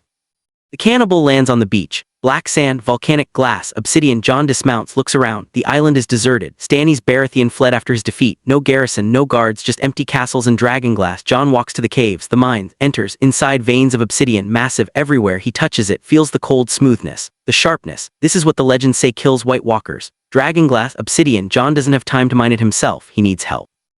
He wargs into the dragon, sends a message, not words, but images, feelings, intentions, calling the north, calling end, calling everyone who swore to help, come to Dragonstone, bring smiths, bring miners, bring soldiers, we have work to do. Dragonstone 3 weeks later. The island is transformed. Thousands of Northmen have arrived. Stark, Umber, Mormont, Karstark, Glover, all the great houses. They brought miners, smiths, wagons, tools. The dragonglass mines are working day and night, extracting obsidian, shaping it into weapons, spearheads, arrowheads, daggers, swords, enough to arm 10,000 men. Then 20,000, then more. Jon oversees it all, flying patrols, hunting seals and whales to feed the workers, using the dragon's fire to help smelt and forge. End arrives with the last shipment. Robb beside him, they find Jon on the beach, watching the dragons swim in the shallows. Jon, we've armed 30,000 men, every northern house. Every able-bodied fighter, is it enough? Jon shakes his head. The army I saw had 100,000 whites, maybe more by now. We need everyone, the Vale, the Riverlands, even the South if they'll come. The South won't come. Robert is furious about the dragon, about your claim. He's calling you a pretender, a rebel. Let him. I don't care about Robert, I care about the living surviving. If he won't help, fine, we do it without him. Robb speaks. Jon, there's something else. King's Landing has fallen, Joffrey is dead, Cersei is dead, Tywin Lannister surrendered the city without a fight. Jon blinks. What, how? You, the dragon, when you threatened to burn the city, the small folk rioted. They dragged Joffrey and Cersei into the streets, tore them apart. Tywin opened the gates, offered the city to whoever would take it. Robert is marching there now to reclaim control. Jon laughs, bitter. So I ended 2 wars without even trying. The Lannisters and the Baratheons, all because they saw a dragon and realized their crowns mean nothing against fire. End steps closer. What do we do now? Now we go north to the wall. We set up defenses, dragonglass weapons, wildfire trenches, whatever we can build, and we wait for the dead to come, and when they do, Jon looks at the cannibal, at the dragons swimming, playing. We burn them, all of them, until nothing remains but ash. The wall 6 months later. The greatest army in Westerosi history has assembled. 30,000 Northmen, 10,000 Riverlanders, 15,000 Vale Knights, even some Dornish, some Reachmen, 200,000 soldiers total, armed with dragonglass, Valyrian steel, fire. The wall has been reinforced, trenches dug, wildfire barrels placed along the top. Jon stands on the wall, looking north. Beside him and Robb, Jeor Mormont, the great Jon, every commander, and behind them the cannibal. Perched on the wall itself, wings spread, ready, the sun sets, red, ominous, then the horizon moves, not clouds, not snow, the army of the dead, 100,000 whites, marching slow, inevitable. The White Walkers ride dead horses at the front, ice swords gleaming, and leading them all the Night King, on a dead dragon. Jon's blood freezes. Gods, he killed a dragon, raised it, he has. Jon End grips his shoulder. This is it, the long night, the real war. Jon nods, climbs onto the cannibal. He wargs fully, completely, and the dragon roars, green fire shooting into the sky. The battle for the dawn begins. The wall of the battle. The whites charge, 100,000 corpses running at the wall, climbing, clawing, the defenders loose arrows, dragonglass tips, the whites that are hit fall, shatter, die permanently, but there are too many, they pile on each other, climbing higher. Jon thinks burn them, the cannibal divey, breathes green fire, the whites explode, thousands dying in seconds, but then the ice dragon attacks, blue flame, freezing cold, it hits the cannibal's wing, ice spreads, the membrane freezing, cracking. Jon screams. The pain shared through the bond. The dragon can't fly with a frozen wing. They crash onto the wall itself, the impact shaking the entire structure. Jon disconnects, stumbles off the dragon, his human body bruised, bleeding. The Night King lands his ice dragon, dismounts, walks toward Jon, slow, confident, inevitable. Jon draws his sword, dragonglass blade, the only weapon that can kill White Walkers. The Night King draws his ice sword, they face each other. Dragon Rider versus Night King. Fire versus ice. Behind Jon the cannibal, wing frozen, grounded but alive, angry. The dragon can't fly but he can still fight. Jon thinks, help me. The dragon roars, lunges, jaws snapping at the Night King. The Night King dodges, fast, impossibly fast. He slashes, his ice sword cutting the dragon's snout, black blood spilling. Jon feels the pain, gasps, but he doesn't stop. He charges, swings his dragonglass blade. The Night King blocks, ice sword meeting dragonglass. The impact sends shockwaves, both weapons vibrating. They fight. Jon young, fast, desperate. The Night King ancient, skilled, patient. Jon is losing, he knows it. The Night King is too strong, too experienced. But then End appears, ice in his hands, Valyrian steel. He swings at the Night King's back. The Night King spins, blocks, but now he's fighting two opponents. Jon and End together, father and son, ice and dragonglass, they push the Night King back, step by step, the cannibal joins, breathing fire. The Night King dodging, barely, and then Jon lunges, drives his dragonglass blade into the Night King's chest. The Night King freezes, literally, his body turns to ice, then shatters, exploding into 1,000 shards. The ice dragon screams, then shatters too, and all across the battlefield every white collapses, every White Walker explodes, the army of the dead is gone, silence. The defenders stare, disbelieving, then cheering, roaring, celebrating, they won, the living one. Jon collapses, exhausted, bleeding, but alive. End catches him. Jon, you did it, you killed the Night King, you saved us all. Jon looks at the dragon, at the cannibal, wings still frozen, but alive. We did it, together, fire and ice, Stark and Targaryen, that's what it took, that's what it always took. Robb appears, grinning, the long night is over, the dead are defeated, what now? Jon looks south, toward the realm, toward the Seven Kingdoms. Now we rebuild, we heal, and we make sure this never happens again. He stands, wobbly but determined. I'm going back to Skagos with the dragon, we'll heal, train, and if the realm needs us again, if the darkness returns, we'll be ready. End embraces him, you're always welcome at Winterfell, always, you're my son no matter what. I know, and I love you for it, but I don't belong here, not anymore, I'm something else now, something between human and dragon, between Stark and Targaryen, and Skagos is the only place I can be both. 3 months later, Skagos, the Maw of Stone.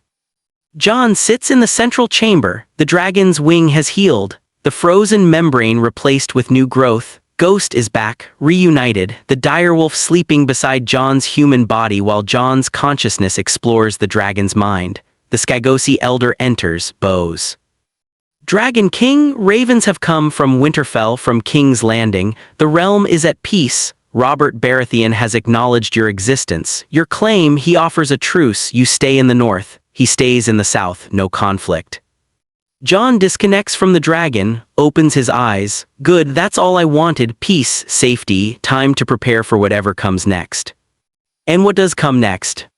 Jon looks at the dragon, at the beast that's been with him since birth, the bond that defined his life. I don't know, the Night King is dead, the White Walkers are gone, but the dragon showed me things in his 248 years of memories, old threats, ancient enemies, magic doesn't die, it just sleeps. And when it wakes again, you will be ready.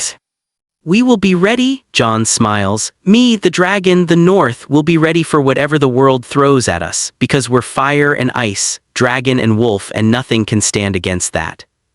He stands, walks to the dragon, places his hand on the massive head. The dragon's eye opens, green, burning, eternal. We did it, Jon whispers. We saved them just like the bond was meant to. The dragon rumbles, not words but feeling, satisfaction, pride, love. Jon Snow, Aegon Targaryen, the Dragon King, the boy who warged into the cannibal and changed the world, his story is just beginning. Epilogue Winterfell 10 years later. Jon stands in the Godswood, older, scarred, wiser. He visits once a year to see End, to see Robb, to see the family that raised him. The dragon waits outside, too large to fit in the castle, but close, always close. End is older too, gray in his beard, but alive, healthy, happy. How is Skagos? Quiet, peaceful, the Skagosi are thriving, the dragon keeps the island safe, no one bothers us. And you, are you happy? Jon considers, I'm content, I have purpose. I protect the north from the shadows, train, prepare, live simply, no wife, no children, the bond is too strong, I'm not fully human anymore, marrying, having children, it wouldn't be fair to them, I'm more dragon than man most days. End's face saddens, I'm sorry, I never wanted this for you, this isolation, this. Don't be, I'm not isolated, I have the dragon, I have the Skagosi, I have you, I have Robb, I have everything I need. Jon grips End's shoulder. You gave me life, purpose, love, everything else is just details. They stand together, father and son, bound not by blood but by choice, and far above the dragon circles, watching, protecting, eternal, the cannibal and Jon Snow, fire and ice, dragon and wolf, the realm is safe, the long night is over.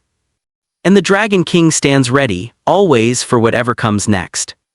The North does not forgive secrets easily. Snow covers the sins of lesser men, but the truths that matter refuse to stay buried.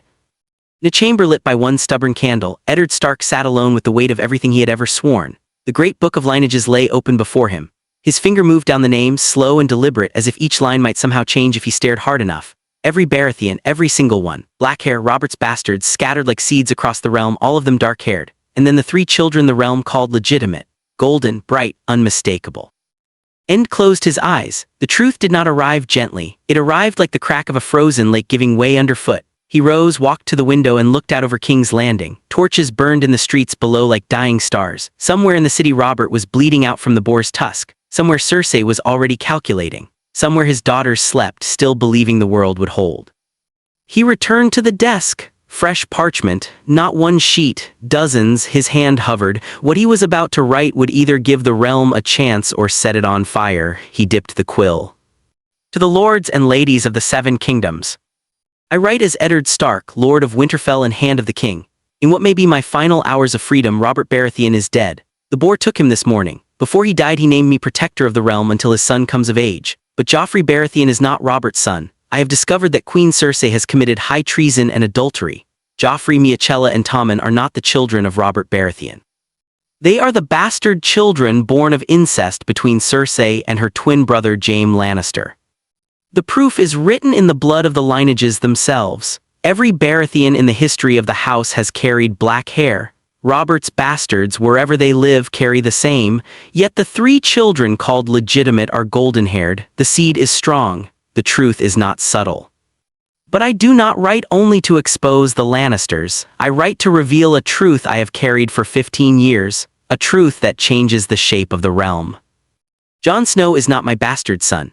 He is the trueborn son of Prince Rhaegar Targaryen and my sister Lyanna Stark. They married in secret before the war. Jon is their legitimate child, the rightful heir to the Iron Throne by every law of gods and men. I claimed him as my bastard to keep him alive. Robert would have killed the boy without hesitation. I let the realm believe I had broken my marriage vows. I let my wife hate me. I let Jon grow up believing he was nothing. I did it so he would live. I will not allow another bastard to sit the Iron Throne while the rightful king lives in exile at the Wall. Jon Snow, Jon Targaryen, is the king of the 7 kingdoms. If you doubt my words, seek Howland Reed of Greywater Watch. He was there. He knows. The choice before you is simple. Support the Lannister lies or support the truth. I know what honor demands. I pray you choose it before the realm tears itself apart. Written by my hand. Eddard Stark, Lord of Winterfell, Hand of the King. He finished the first letter and began the next without pause. Then the next and the next, the same words over and over until 23 identical confessions lay before him, to Winterfell, to Sunspear, to Riverrun, to the Eyrie, to Dragonstone, to Storm's End, to Highgarden, to Casterly Rock, to Pike, to every house that could raise banners. His hand cramped, the candle burned low, he did not stop. When the last seal was pressed, the tower and the direwolf in red wax, he gathered the letters and climbed to the rookery. The Maester slept. End worked alone, tying each letter to a raven's leg, whispering the destination like a prayer. One by one the birds launched into the black sky, black wings against black night, the last messengers of truth. He watched the final raven disappear over the rooftops. It was done. Boots on the stairs, many of them, gold cloaks. End met them with his hand on his sword but did not draw. There was no point. 20-1, the captain he did not recognize pointed a blade at his chest. Eddard Stark, by order of Queen Regent Cersei Lannister, you are under arrest for treason. End let them take his sword, let them bind his hands. He was smiling. The captain scowled. You think this is funny, traitor? No, End said quietly, I think it's too late. They dragged him through the corridors toward the black cells. As they pulled him along, he looked up at the night sky one last time. The ravens were gone. The truth was already flying. Whatever happened to him now no longer mattered. The choice had been made. Winterfell, the Great Hall, morning light through high windows. Robb Stark broke his fast with Theon Greyjoy and Maester Luwin. The hall was quiet. A servant entered, bowing. My lord, a raven from King's Landing. From my father. The seal is the hands, my lord. Robb took the letter, broke the wax, and began to read. Color drained from his face. Theon noticed at once. Robb. Robb did not answer. His eyes moved across the page, stopped, returned to the same lines again and again. When he finally spoke, his voice was barely a whisper. My lord, may I? He handed the letter to Luwin. The old Maester read quickly. His eyes widened behind the spectacles. Gods be good, Luwin breathed. This changes everything. Theon snatched it next. His mouth fell open. Jon Snow is Rhaegar Targaryen's son. That's impossible. My father wouldn't lie, Robb said, voice gaining strength. Not about this, not in a letter like this. He stood so abruptly the chair scraped back. Summon the bannermen, all of them, now. They came, Greatjon Umber, Roose Bolton, Rickard Karstark, Galbart Glover, Meege Mormont, dozens more. Robb stood before them with the letter in his hand, his voice carried to every corner of the hall. I have received word from King's Landing, from my father Lord Eddard Stark, Hand of the King. Greatjon's voice boomed, then Joffrey is king. No, Robb's voice cut like a blade. Joffrey Baratheon is a bastard born of incest between Queen Cersei and her brother Jaime Lannister. My father has proof, the lineages do not lie, Joffrey has no claim to the Iron Throne. Murmurs became shouts, hands went to sword hilts, Greatjon roared for silence. If Joffrey's a bastard, Galbart Glover shouted, then Stannis Baratheon is the rightful king, Robert's brother. No, Robb said again, he raised the letter. My father writes that there is another claimant, a truer claimant, one whose right supersedes the Baratheon claim entirely. Roose Bolton's voice was cold and measured. The Targaryen girl in Essos, she's a child and she has no army. Not Daenerys Targaryen, Robb took a breath. This was the moment that would define everything, Jon Snow. The hall erupted. The bastard, someone shouted. Jon's a boy of the Night's Watch, Rickard Karstark yelled. He has no claim to anything. Jon Snow is not a bastard. Silence crashed down like a dropped anvil. Robb read directly from the letter, voice shaking but clear. Jon Snow is not my bastard son, he is the trueborn son of Prince Rhaegar Targaryen and my sister Lyanna Stark. They married in secret before the war. Jon is their legitimate child, the rightful heir to the Iron Throne by every law of gods and men. Men stared as if Robb had lost his mind. Greatjon recovered first, he stepped forward, massive frame towering. You're telling us, he said slowly, that Jon Snow, the boy we all watched grow up in this very castle, is Rhaegar Targaryen's son, that he's the rightful king, and that Lord Eddard let the boy grow up a bastard to protect him from Robert.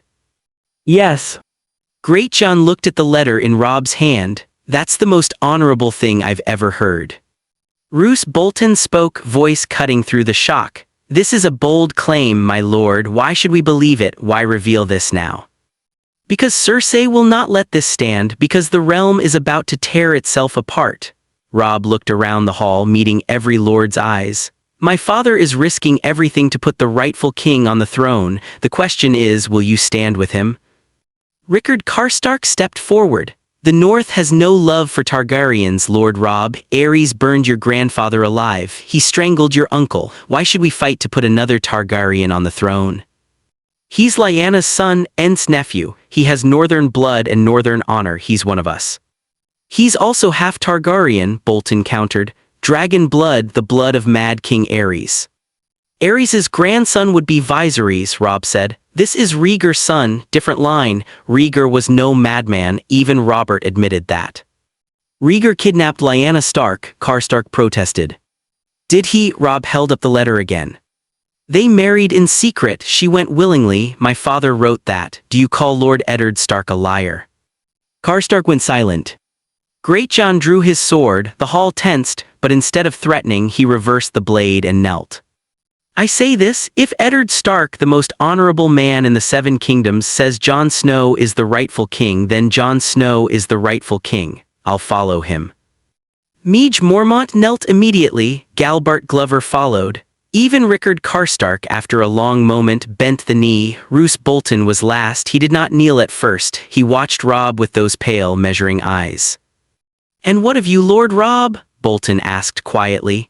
You're Eddard Stark's heir. You could declare yourself king in the North. Rule the North as an independent kingdom as your ancestor Torrhen Stark once did before he bent the knee. Why give that power to Jon Snow? Because my father died to put the rightful king on the throne. I will not dishonor his sacrifice by stealing Jon's crown. Died. The hall went silent again. If the Lannisters haven't killed him already, they will soon, Robb said quietly. My father knew that when he sent these letters. He did it anyway, for Jon, for the realm, for honor. He looked around the hall. I am not declaring myself king. I'm declaring myself Jon's hand and regent until he arrives from the wall. The north marches south not for independence but for a Targaryen restoration. The king in the north is at the wall and we are going to bring him home." The hall erupted in cheers, swords were raised, northern lords roared their approval, all except Roose Bolton, who finally slowly knelt, but his eyes remained calculating. Sunspear, Doran Martell's chambers, daylight through the windows of the water gardens. Prince Doran sat in his wheelchair, gout-swollen legs propped before him, the gardens stretched below, beautiful and peaceful. His brother Oberyn lounged nearby, sharpening a dagger with lazy precision. A servant entered. "My prince, a raven from King's Landing." Doran took the letter, broke the seal and read. His hands began to shake. Oberyn noticed. "Brother." Doran looked up, there were tears in his eyes. "Ilya's grandson lives." Oberyn froze, the dagger stopped mid-stroke. "Rhaegar's son by Lyanna Stark," Doran said. "He lives. He has been hidden at the wall all these years, raised as Eddard Stark's bastard." Oberyn crossed the room in 3 strides, snatched the letter and read it hungrily. When he finished, he was grinning like a viper. "Jon Snow is Rhaegar's son," Oberyn breathed. "Ilya's stepson, our nephew." "Eddard Stark protected him," Doran said quietly. "For 15 years, let the realm believe he broke his marriage vows, let his wife hate him, all to keep Rhaegar's child safe from Robert." "Stark honor," Oberyn said, and for once there was no mockery in his voice. "The man sacrificed everything." "One child of Rhaegar lives," Doran said. "What do we do?" Doran wheeled his chair to face his brother. When he spoke, his voice was steel. "We rally Dorne, every spear, every sword, we march north and we put Rhaegar's son on the Iron Throne, we give Ilya the justice we could not give her when she died." "The Lannisters won't surrender," Oberyn said. "Tywin will fight." "Good." Doran's eyes were hard. "I have waited 20 years for this. Let the Lannisters fight, let them bleed, and when we are done, House Lannister will be ash and memory." Oberyn's grin widened. "I always wanted to kill a Lannister." "You'll have your chance, brother, I promise you that, but I need you here for now. We need to coordinate with the other houses. The North will declare for Jon. Eddard Stark's letter guarantees it. The Riverlands might follow. We need to build a coalition. Stannis and Renly will claim the throne for themselves." "Let them try." Doran looked out at the water gardens. "Robert Baratheon built his throne on lies and murder. His brothers have no claim if the rightful king lives, and Jon is the rightful king, half Targaryen, half Stark, the prince who was promised." "Prophecy," Oberyn scoffed. "Reality," Doran corrected. "Eddard Stark just declared war on the Lannisters to put a Targaryen on the throne. That is not prophecy, that is a miracle." He turned to Oberyn. "Send ravens to every Dornish house. We march within the fortnight. And if Stark is already dead, if the Lannisters caught him before the ravens flew, then we avenge him as well," Doran said. "But the truth is already in the air, the birds have flown." Riverrun, Lord Hoster Tully's sickbed, day. Catelyn sat beside her dying father. Hoster's mind wandered between present and past. Edmure entered the chamber. "Cat, a raven from King's Landing." Catelyn took the letter without looking away from her father. "What does it say?" "It's from End, you should read it yourself." Something in Edmure's voice made her look up. Her brother's face was pale. She took the letter and read. The words blurred. She had to start over twice before they made sense. "Robert is dead. Joffrey is a bastard. Jon Snow is Rhaegar's son." The letter fell from her hands. "Cat," Edmure moved to her side. "Are you?"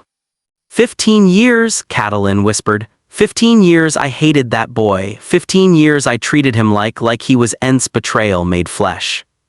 "You didn't know." "I should have trusted End."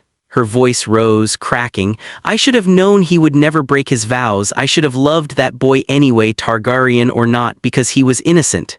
She stood so abruptly the chair fell back. "Gods, what have I done? What have I done to Jon?" "Cat, you couldn't have known. He's Lyanna's son." Catelyn's voice broke. "Lyanna, who I never met, who died bringing him into the world, and I told him he should have died instead of Bran. I said that to him, to Lyanna's son, to a boy who did nothing wrong except be born." She covered her face with her hands and wept, great racking sobs that shook her entire body. Edmure put an awkward hand on her shoulder. End made his choice, Cat. He chose to lie to you, to everyone. He could have told you the truth. No, he couldn't. Catelyn lowered her hands. Her face was wet with tears. If I'd known Jon was Rhaegar's son, I might have let something slip. I might have looked at him differently. Robert might have noticed. End protected Jon by protecting the lie. He sacrificed his honor, his reputation, our marriage, all of it for Lyanna's child. She picked up the letter again, reading through tears. He's at the wall now, Jon, taking vows to the Night's Watch. He thinks he's a bastard with no future, no family, no hope. Her voice hardened. I have to tell him the truth. I have to beg his forgiveness. If what End writes is true, and I believe it is, then Cersei will want Jon dead. Then we protect him? Catelyn stood straighter, wiping her tears away. Summon the Riverlands bannermen, all of them. We march north to bring Jon home. Total war against the Lannisters, against Joffrey, against anyone who supports their claim. You're certain? I'm certain. Catelyn's voice was iron. My husband just gave his life to put the rightful king on the throne. The least I can do is help him succeed. She looked down at her dying father. Hoster slept peacefully, unaware of the storm breaking around him. I hated Jon for a lie, she said quietly. I will not compound that sin by abandoning him to the truth. Dragonstone, Stannis Baratheon's chamber, day. Stannis read the letter for the third time. Maester Cresson stood nearby, waiting. Davos Seaworth sat at the table, watching his lord's face. Ned Stark chooses treason over duty. My lord, Davos ventured carefully. He writes that Joffrey is a bastard. That part is true. Stannis threw the crumpled letter onto the table. I discovered that truth with Jon Arryn. We had proof. The lineages, the bastards, all of it. Cersei and Jaime, incest. Then Lord Eddard confirms what you already knew, Cresson said. Yes, and then he commits treason by declaring a Targaryen pretender the rightful king. Stannis slammed his hand on the table. Robert won the throne by right of conquest. He overthrew Aerys Targaryen lawfully. The Targaryen dynasty ended. The crown passed to Robert, and upon Robert's death it passes to me. I am the rightful king, not Joffrey, not some bastard boy at the wall claiming to be Rhaegar's whelp. My lord, Davos said carefully, if Jon truly is Rhaegar's legitimate son, then by the old laws he would have a claim that predates Robert's conquest. Robert's conquest was lawful. Aerys was mad. He burned men alive. He murdered Rickard and Brandon Stark. The realm rose against him justly. Robert's throne is legitimate. Then you acknowledge Jon has a competing claim, Cresson observed. Stannis glared at the old Maester. I acknowledge that Ned Stark is trying to tear the realm apart with this fantasy. Jon Snow is Eddard Stark's bastard. This letter is a forgery, or Stark has gone mad with grief. If it's true, Davos pressed. Stannis was silent for a long moment. If it's true, he said finally, then Ned Stark just started a war he cannot win. The Lannisters will never accept a Targaryen restoration. The Tyrells will stay neutral. The Stormlands are mine by right. The realm will fracture into chaos. What will you do? Davos asked. Stannis looked out the window at his fleet. The ships rocked gently in Blackwater Bay. I will do my duty. I will claim what is mine by right. Joffrey is a bastard. That much is certain. The throne passes to me. If Jon Snow or anyone else challenges that claim, I will defeat them in battle. You would fight the Starks, Cresson sounded shocked. Ned Stark was your friend. Ned Stark was Robert's friend, Stannis corrected coldly. And Ned Stark is about to die for this treason. When he does, I will defeat whoever takes up his cause. Robb Stark, Jon Snow, it doesn't matter. The law is the law. The throne is mine. And if Jon truly is the rightful heir, Davos asked quietly. Stannis met his eyes.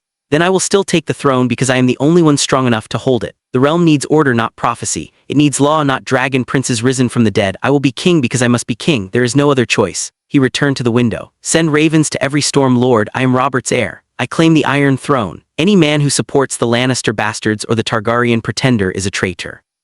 My lord, Cresson began. Do it. The Maester bowed and left. Davos remained.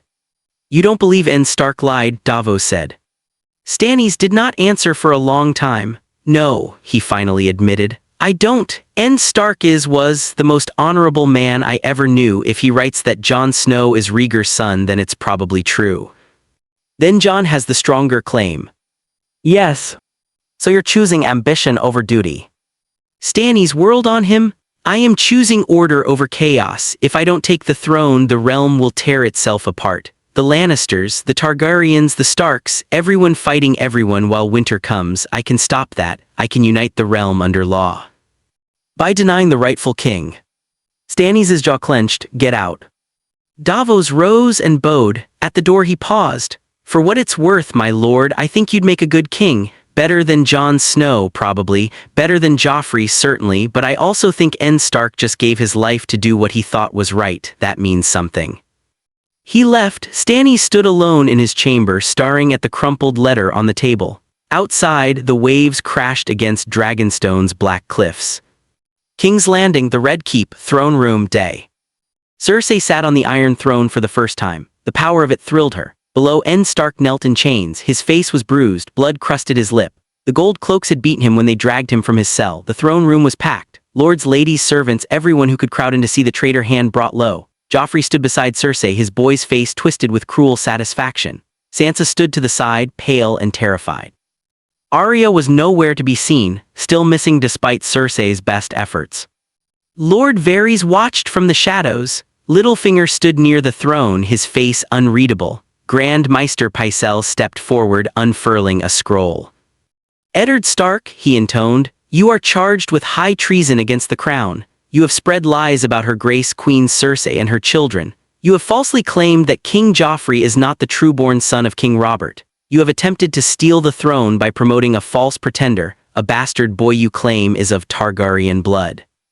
Everything I wrote is true, Ned said clearly, his voice carried across the throne room. Joffrey is not Robert's son. He is the product of incest between Cersei and Jaime Lannister, and Jon Snow is the legitimate son of Rhaegar Targaryen and Lyanna Stark. Cersei leaned forward. You dare repeat these lies to my face? They're not lies, Ned looked up at her. You know they're not. You've known all along what you are, what your children are. Liar, Joffrey shrieked. I am the king. My father was Robert Baratheon. Your father, Ned said quietly, was Jaime Lannister, the Kingslayer, your uncle. Joffrey drew his sword, a new one, jeweled and ornate, and started down the steps. I'll kill you myself. Cersei raised a hand. Enough, she looked at Ned with cold satisfaction. You sent ravens, didn't you, before we arrested you, letters to every house in Westeros spreading your poison. Ned said nothing.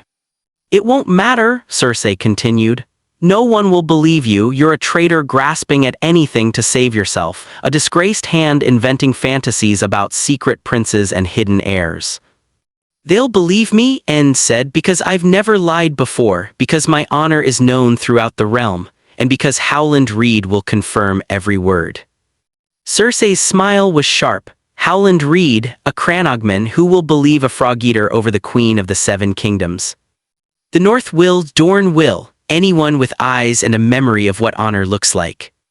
I fear nothing, Cersei stood. The Iron Throne cut her hand, a small gash on her palm. She ignored the blood.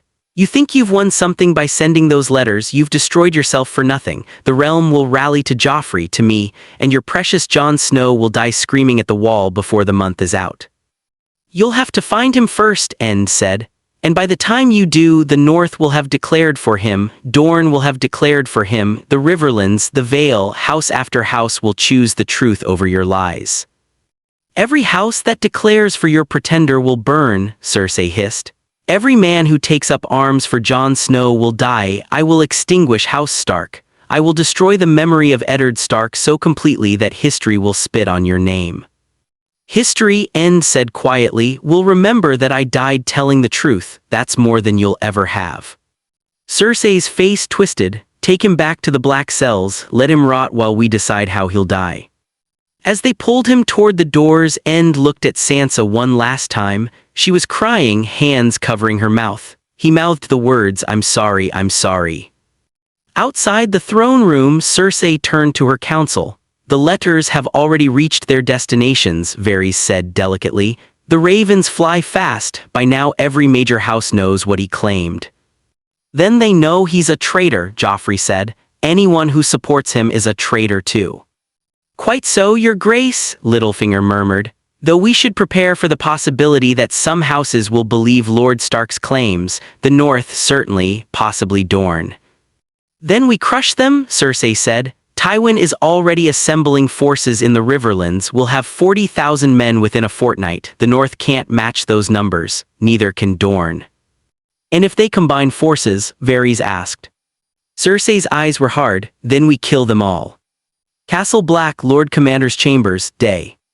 Jon Snow stood before Jeor Mormont's desk, confusion and dread warring on his face. Ghost sat at his feet, red eyes fixed on the letter in the old bear's weathered hands. Mormont had read it 3 times. Each time his expression grew more troubled. Sit down, boy. My lord, what happened? Is it my father, my sisters? Sit down. Jon sat, his hands gripped the armrest so tightly his knuckles turned white. Mormont slid the letter across the desk. Read this, then we'll talk. Jon took the letter with trembling hands. He recognized his father's handwriting immediately, the careful, precise script Ned Stark used for important documents. He began to read. The first part about Robert's death made his breath catch. The revelation about Joffrey being a bastard born of incest made his eyes widen. Then he reached the part about himself. Jon Snow is not my bastard son. He is the trueborn son of Prince Rhaegar Targaryen and my sister Lyanna Stark. They married in secret before the war. Jon is their legitimate child, the rightful heir to the Iron Throne by every law of gods and men. Jon stopped reading. His hands shook so badly the parchment rattled. No, he whispered. No, this is wrong. Father wouldn't. Keep reading, Mormont said quietly. Jon forced his eyes back to the page. I claimed Jon as my bastard to protect him from Robert's wrath. Robert would have killed him. I let the realm believe I broke my marriage vows. I let my wife hate me. I let Jon grow up believing he was a bastard. I did this to keep him alive. The letter slipped from Jon's hands and fell to the floor. My whole life, he whispered, was a lie. Was it? Mormont leaned forward. You're still the same boy who came to Castle Black. Still the same young man who saved Lord Commander Mormont from a white. The only thing that's changed is what you know about where you came from. Everything's changed. Jon stood abruptly, the chair scraping back. Ned Stark wasn't my father. My mother was Lyanna Stark. My father was Rhaegar Targaryen, the man Robert Baratheon killed at the Trident. The man who supposedly kidnapped and raped my mother, except he stopped breathing hard. Except he didn't. They married. She loved him. It was all a lie. The war, the rebellion, everything. Not everything, Mormont said. Aerys still burned Rickard and Brandon Stark alive. Robert's rebellion was still just, even if the cause was what everyone thought. I'm not even a bastard, Jon said. I'm what? A prince? A king? He laughed, and it was a broken sound.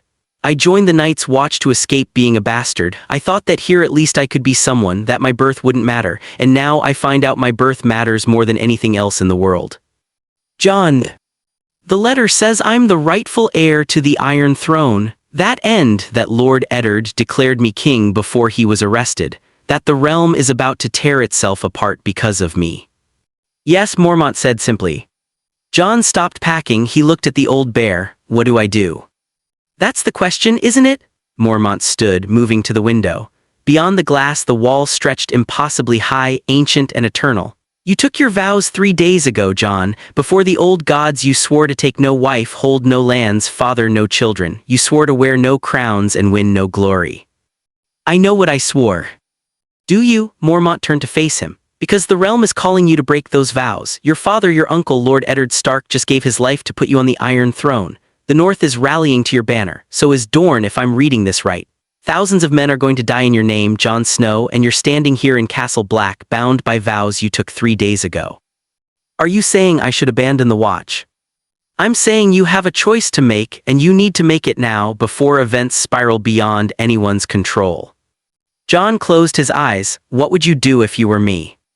I'd serve the watch, Mormont said immediately. I'd stay here and do my duty. But I'm not you, Jon. I'm not the son of Rhaegar Targaryen and Lyanna Stark. I'm not the rightful king of the 7 kingdoms, and I didn't just have my entire life revealed as a carefully constructed lie. He walked back to the desk. The watch needs you, Jon. Winter is coming. The dead are coming with it. We're undermanned, undersupplied, and nobody in the 7 kingdoms believes the threat is real.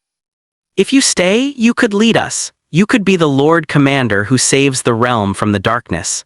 But if you leave, you could unite the 7 kingdoms. You could end the wars before they begin. You could give the realm the stable rule it needs to survive what's coming.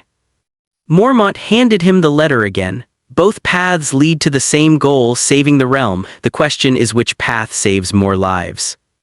Jon took the letter. He read it again, more slowly this time. He read his uncle's words, no, his father's words. Ned Stark raised him, loved him, sacrificed his honor to protect him, and now Ned was going to die or was already dead to give Jon a crown he never wanted. I don't want to be king, Jon said quietly. I never wanted power, I just wanted to serve, to be someone who mattered even if I was a bastard. You matter here, Mormont said, but you'd matter more out there. A knock at the door interrupted them. Samwell Tarly entered, face flushed from running. My lord, riders approaching from the south. A lot of them, they're flying northern banners, maybe 200 men. Mormont looked at Jon. That's a war party, not a ranging, they've come for you. Jon's mouth went dry, already. The ravens fly fast, Mormont said. And the north moves faster when Eddard Stark calls. You have to decide, Jon, now, before they reach the gates. Stay and keep your vows or leave and claim a throne. Don't let others make the choice for you. Jon looked at Ghost. The direwolf met his eyes with that unnerving intelligence. Jon remembered finding the direwolf pups in the snow. 6 pups for 6 Stark children, except he wasn't a Stark child, he was a Targaryen pretending to be a bastard. No, that was wrong, he was raised a Stark. He was loved as a Stark. Whatever blood ran in his veins, his heart belonged to Winterfell. If I go, Jon said slowly, what happens to the Watch? We endure, Mormont said. We always have. Sir Alizer or Cotter Pike will become Lord Commander. We'll manage, but we'll be weaker without you. And if I stay, what happens to the realm? The Lannisters will fight to keep the throne, the Starks will fight to take it. Thousands will die, maybe tens of thousands, and in the chaos the Watch will be forgotten. We'll get no supplies, no reinforcements, no support. When the long night comes, we'll face it alone. Jon understood. It was an impossible choice. Stay and the Watch survives, but the realm burns. Go and the realm might unite, but the Watch is abandoned. There were no good choices, only terrible ones. I need to think, Jon said. I need. Those riders will be here within the hour, Mormont said.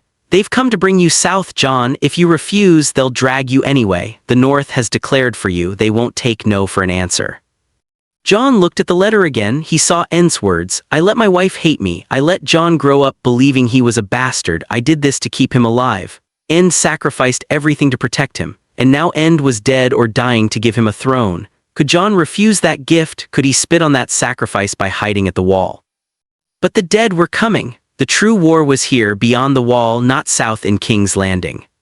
I don't know, Jon whispered. Gods help me, I don't know what to do. Then let me make the choice for you. Mormont walked to his desk and pulled out an official-looking document. I, Jeor Mormont, Lord Commander of the Night's Watch, hereby release Jon Snow from his vows by my authority for the good of the realm. The 7 kingdoms need a king who remembers that winter is coming. The wall will stand or fall on its own. He signed the document and handed it to Jon. You're free, your vows are annulled, the choice is made. Now get out of my castle before I change my mind. Lord Commander. Get out. Jon stood frozen. Sam was crying silently in the corner. Ghost whined. Finally Jon bowed. Thank you, my lord, I won't forget this. I won't forget the Watch. When you're king, if you become king, remember that winter is coming. Remember that the true enemy isn't the Lannisters or the Baratheons, it's the darkness beyond the wall. And when the long night comes, we'll need your help. You'll have it, Jon promised. I swear it by the old gods and the new. Mormont nodded. Then go, your bannermen are waiting. Jon turned to leave. At the door he paused. What will you tell the others, the men of the Watch? That the realm needed you more than we did. Mormont's voice softened slightly. That you were the finest recruit I ever saw, and that it was an honor to serve with you. In the hallway, Sam caught up with him. Jon, wait, what's happening? Where are you going?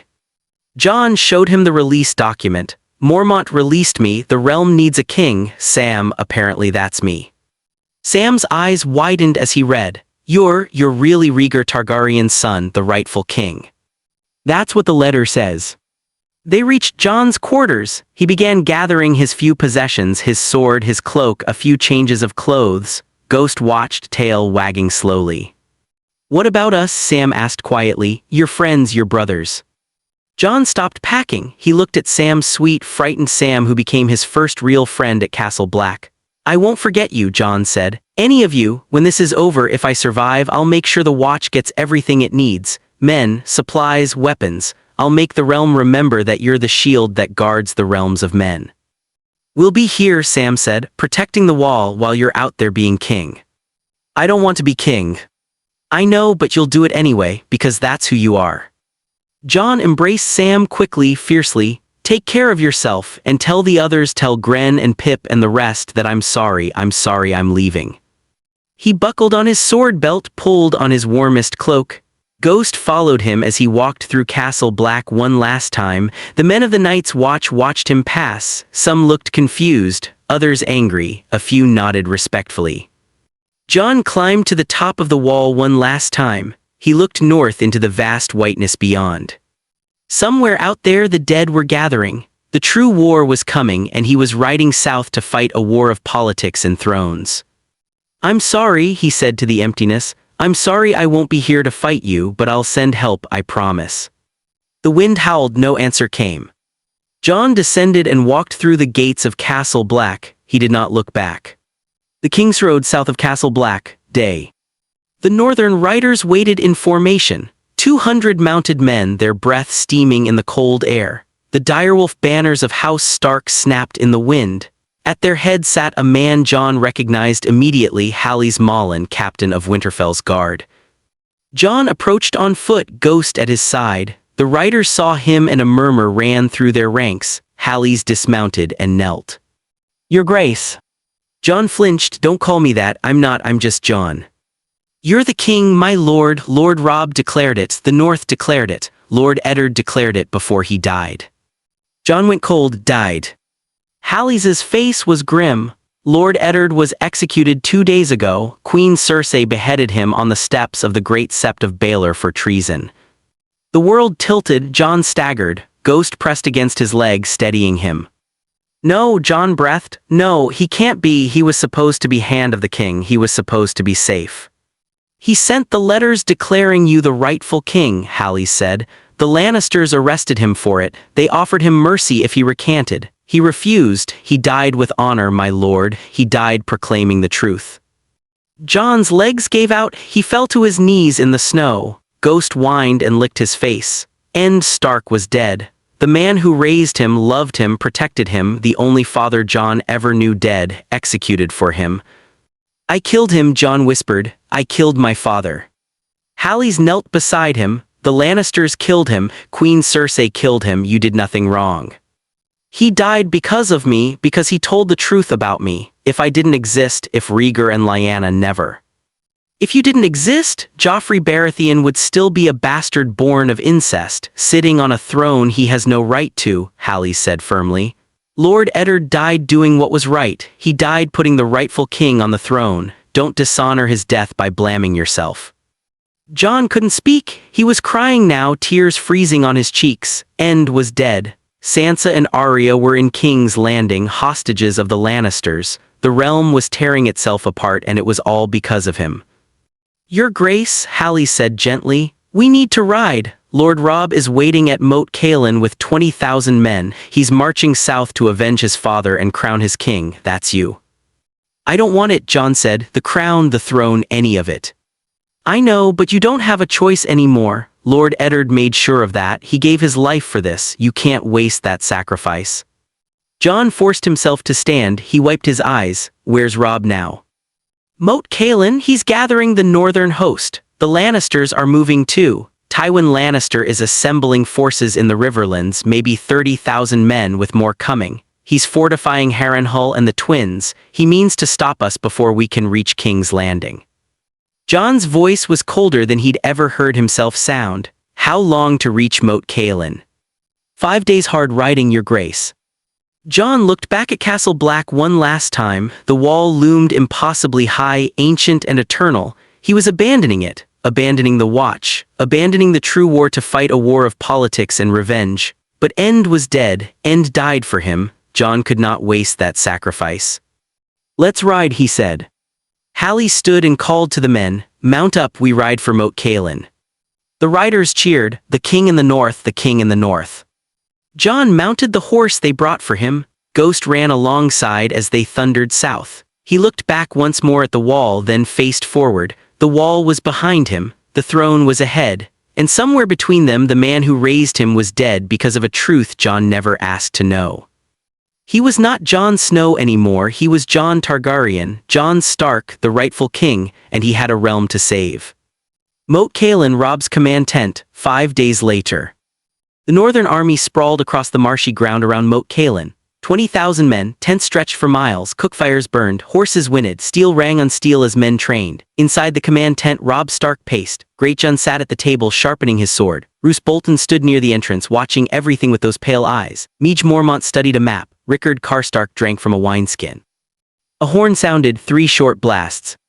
"He's here," Robb breathed. He strode to the tent entrance. Jon rode into camp at the head of Hally's Mullen's escort. He was still wearing black, still dressed as a man of the Night's Watch, though he was not one anymore. Ghost loped at his horse's side. Robb saw his brother and broke into a run. Jon dismounted. He saw Robb coming and his careful composure cracked. They collided in an embrace. Robb was crying, Jon was crying. They held each other like drowning men. "I'm sorry," Robb said. "Gods, Jon, I'm so sorry about father. He died for me," Jon choked out. "He died to make me king. He died because he was the most honorable man in the 7 kingdoms," Robb said, "and we're going to make sure that means something." They stood there for a moment, 2 brothers grieving the father they both loved, though only one of them was actually his son. The thought made Jon pull away. "Robb, I don't know if I can do this, be king, lead armies, I'm just—" "You're Lyanna Stark's son," Robb said firmly. "You're my brother, and you're the rightful king of the 7 kingdoms. That's not a choice anymore, Jon, that's just who you are." Jon wanted to argue, wanted to refuse, but then he saw the northern lords emerging from the command tent. Greatjon, Roose Bolton, Rickard Karstark, Midge Mormont, one by one they knelt. "Your Grace," Greatjon rumbled, "we've waited a long time to see a true king. Welcome home." Jon looked at Robb helplessly. Robb just nodded. "Thank you, my lords," Jon said. His voice sounded strange to his own ears, formal, distant. "Please rise, I'm still just Jon." "You're the blood of Winterfell and the blood of the dragon," Midge Mormont said. "That's more than most kings can claim." Greatjon stood, towering over Jon. "You've got your mother's face. Lyanna Stark was the most beautiful woman in the north, you favor her." Jon didn't know what to say to that. He never knew his mother, never even saw a picture of her. "Come," Robb said, "we have much to discuss. The War Council is waiting." Inside the tent, the map of Westeros was spread across the table. Wooden pieces marked army positions. Robb pointed to the Riverlands. "Tywin Lannister has 30,000 men here at Harrenhal. He's blocking the direct route to King's Landing. If we march south, we'll have to go through him." "How many men do we have?" Jon asked. 20,000 Northerners, another 5,000 Riverlands forces under my uncle Edmure. There at Riverrun, the phrase at the Twins could add another 4,000 if we can secure their allegiance. "Walder Frey will demand a price for his support," Roose Bolton said. "What kind of price?" "Marriage pact, most likely," Greatjon said. "Old Walder has daughters and granddaughters to spare. He'll want one of them wedded to a great house." "He'll want Robb," Midge said. "You're the heir to Winterfell." "Probably," Robb agreed, "but we'll deal with that when we come to it. Right now we need to focus on Tywin. We can't beat 30,000 Lannisters with 20,000 Northerners," Jon said. "No," Robb agreed, "but we're not fighting alone. Dorne has declared for you. Prince Doran is sending 15,000 men north under his brother Oberyn Martell. They're already marching." Jon stared at the map. "Dorne, why would Dorne?" "Because you're Rhaegar's son," Robb said. "Rhaegar was married to Elia Martell before your mother. You're Elia's stepson in their eyes. They see this as a chance to avenge her murder and restore the Targaryen dynasty." "But I'm not really a Targaryen," Jon protested. "I was raised a Stark. I don't even know what it means to be a Targaryen." "You're half Targaryen, half Stark," Robb said. "That's your strength, Jon. You're the bridge between the old dynasty and the new order. The North trusts you because you're Ned Stark's son, his nephew. Dorne trusts you because you're Rhaegar's heir. Together we can unite the realm." "And Stannis?" Jon asked. "He has a claim too, Robert's brother." "Stannis declared himself king," Robb said. He's at Dragonstone with his fleet. He sent us a letter demanding we bend the knee to him as Robert's rightful heir. And I told him the truth, that Jon Targaryen is the rightful king. That the Targaryen line predates the Baratheon line, that Rhaegar was Robert's predecessor. Stannis won't see it that way, Jon said. He's rigid, he'll fight us. Let him try, Greatjon growled. We'll beat the Lannisters first, then deal with Stannis. One war at a time, Robb agreed. First we need to get past Tywin, and for that we need a strategy. They spent the next hour planning. Greatjon argued for a direct assault, meet Tywin at Harrenhal and crush him through superior morale and northern ferocity. Roose Bolton advocated for a more cautious approach, harass Tywin's supply lines, force him to divide his forces, then strike when he was weakened. Jon listened but said little. He was still trying to process everything. End was dead. He was supposedly a king. Armies were marching in his name. Finally, Robb looked at him. Jon, what do you think? You're the king. The decision is yours. Jon stared at the map, at the wooden pieces, at the weight of thousands of lives represented by tiny carved soldiers. We can't win a straight fight against Tywin, Jon said slowly. Not yet, not until the Dornish forces arrive, but we can't wait either. Every day we delay, the Lannisters consolidate power in King's Landing. So what do we do? Rickard Karstark asked. Jon studied the map. He thought about the lessons End taught him, about the stories Maester Luwin told of ancient battles and clever strategies. We split our forces, Jon said. Robb, you take 10,000 men and march west toward the Twins, secure the Frey alliance whatever the cost, then cross the Green Fork and threaten Tywin's western flank. Meanwhile, I'll take the remaining 10,000 and march south to the crossroads. We'll bypass Harrenhal entirely and link up with the Dornish forces. Once we're united, 25,000 strong, we march directly for King's Landing. Tywin will intercept you, Roose Bolton observed.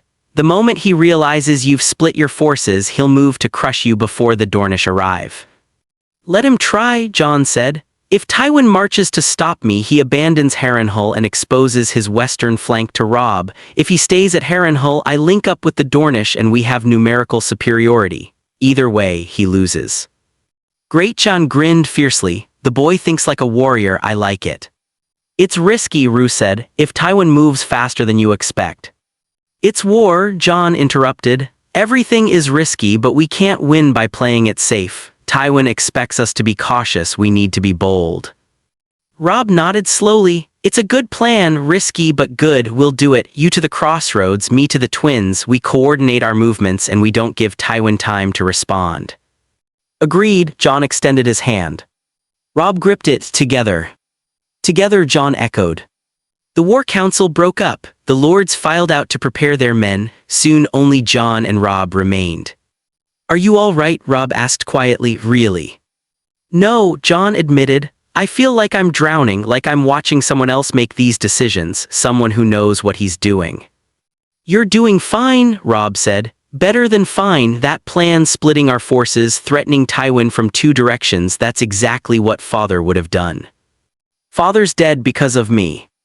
Father's dead because Cersei Lannister is a monster, Robb said firmly. And we're going to make her pay for it. We're going to take King's Landing. We're going to put you on the Iron Throne. And we're going to make sure Father's death meant something. Jon looked at his brother, his cousin, his friend, the boy he'd grown up with. Thank you for believing, for fighting, for everything. You're my brother, Robb said. That's what brothers do. Outside the tent, the Northern Army prepared for war. Tomorrow they would march. Tomorrow the real fighting would begin. But tonight, for just a moment, Jon allowed himself to feel something other than dread. He felt hope. Catelyn's tent, continuous. Catelyn Tully Stark sat on a camp stool, hands folded in her lap. She looked older than Jon remembered. Thinner. There were new lines around her eyes and mouth. She stood when Jon entered. For a moment they just looked at each other. Jon, she said, her voice cracked on his name. My lady, Jon kept his voice neutral, careful. Please sit, she gestured to another camp stool. Jon sat. Ghost lay at his feet, watching Catelyn with those unnerving red eyes. Catelyn sat back down, her hands twisted in her lap. She opened her mouth, closed it, tried again. I'm sorry, she finally said. I'm so sorry, Jon. Jon wasn't expecting that. For what? For everything, for 15 years of cruelty, for hatting you, for treating you like you were Ent's sin made flesh when you were innocent, when you were Lyanna's child. her voice broke, when you were family. Tears spilled down her cheeks, she didn't wipe them away. I told you that you should have died instead of Bran. Do you remember, when Bran fell from the tower, you came to say goodbye before leaving for the wall and I told you it should have been you. Jon remembered, the words had cut deeper than any blade. I remember, he said quietly. I can't take those words back, I can't undo 15 years of coldness and cruelty, but I need you to know, she looked at him, eyes desperate. I need you to know that I'm sorry, that I was wrong, that if I could go back and change it I would love you as you deserve to be loved, as End loved you, as Lyanna would have wanted. Jon sat in silence for a long moment. He spent his entire life believing Catelyn hated him because he was proof of End's betrayal. Learning the truth, that there was no betrayal, that End sacrificed everything to protect him, changed everything. You didn't know, Jon said finally. How could you, Father End? He lied to everyone, even you. I should have trusted him anyway. I should have known Ned Stark would never break his marriage vows. I should have loved you even if you were his bastard because you were a child and you did nothing wrong. More tears fell. But I didn't. I failed you, and I failed End. And now he's dead and I can never tell him I'm sorry. She covered her face with her hands and sobbed great wrenching sounds that shook her entire body. Jon sat frozen. He'd never seen Catelyn like this. She was always so composed, so controlled. Seeing her break apart was deeply unsettling. Slowly, carefully, Jon reached out and touched her shoulder. Catelyn looked up at him, face wet with tears. I forgive you, Jon said. I don't completely understand it all yet, but I forgive you. You thought I was someone I was. That's not your fault. It is my fault, Catelyn whispered. I chose cruelty over kindness. I chose hate over love. She gripped his hand. But I'm choosing differently now. I'm going to spend the rest of my life making this right. I'm going to fight for you, Jon. I'm going to use every connection I have in the Riverlands to rally support for your claim. I'm going to make sure that End's sacrifice wasn't in vain. You don't have to. I do. I have to because I can't live with myself otherwise. She wiped her eyes. You're the rightful king. End died declaring it. The least I can do is help you claim what's yours. Jon pulled his hand back gently. I don't want the throne. I never did. I just wanted to belong somewhere, to be someone's son without shame. You were always End's son, Catelyn said. In every way that mattered, he loved you completely. Never doubt that. I know, I wish I could tell him I understand, that I'm grateful, that Jon's voice cracked, that I loved him too. He knew, Catelyn said softly. He always knew. They sat in silence for a while. Outside, the camp bustled with activity, men preparing for war, smiths hammering, horses stamping. What happens now? Catelyn asked. We march south, we fight Tywin Lannister, we take King's Landing. Jon's voice was steady now. And then we prepare the realm for the real war, the one against winter itself. Catelyn looked confused. Winter. The dead are coming, Jon said quietly. Beyond the wall. The Night's Watch has been reporting strange things for months. White walkers, the long night is returning. Jon, those are just stories. They're not. I've seen the reports. I've talked to rangers who barely escaped with their lives. The threat is real, Lady Catelyn, and when I'm king, if I become king, my first priority will be preparing the realm to survive it. Catelyn studied his face. You sound like End when you talk about duty. He taught me well. Yes, he did, she stood. Then I won't keep you. You have a war to plan and an army to lead. But Jon, she hesitated. May I hug you just once? Jon stood. For a moment he didn't know what to do. Then he opened his arms. Catelyn stepped into them. It was awkward at first. They'd never hugged before. Never been close, but then Jon found himself holding her tightly. Thank you, Catelyn whispered, for forgiving me even though I don't deserve it. Everyone deserves forgiveness, Jon said. End taught me that too. They separated. Catelyn wiped her eyes one last time. Go, she said. Win this war, claim your throne, and when it's over come home to Winterfell, all of you, the Stark family, together again. Jon nodded and left. Outside the tent, Robb was waiting. How did it go? Better than I expected, Jon said. He looked at his brother, except Robb wasn't his brother, not truly. They were cousins, but that didn't change how Jon felt. You'll always be my brother, Robb said, as if reading Jon's thoughts. Blood doesn't matter, family is what you make it. Father used to say that, Jon said. He was right. They walked back to the command tent together. Tomorrow they would march to war. Tomorrow everything would change. But tonight, for just a moment, Jon let himself feel something other than dread. He felt hope. The crossroads 3 weeks later, day. The Dornish army appeared on the southern horizon like a river of copper and gold. Jon sat on his horse atop a low hill, watching 15,000 Dornish spearmen march north. Their banners snapped in the wind, the red sun and golden spear of House Martell, the purple lightning of House Dane, the falling star of House Fowler. Dozens of lesser houses, all marching under the command of one man. Oberyn Martell rode at the head of the column. Even from a distance, Jon could see the Red Viper's distinctive armor, gleaming bronze scales, a golden sun emblazoned on the breastplate.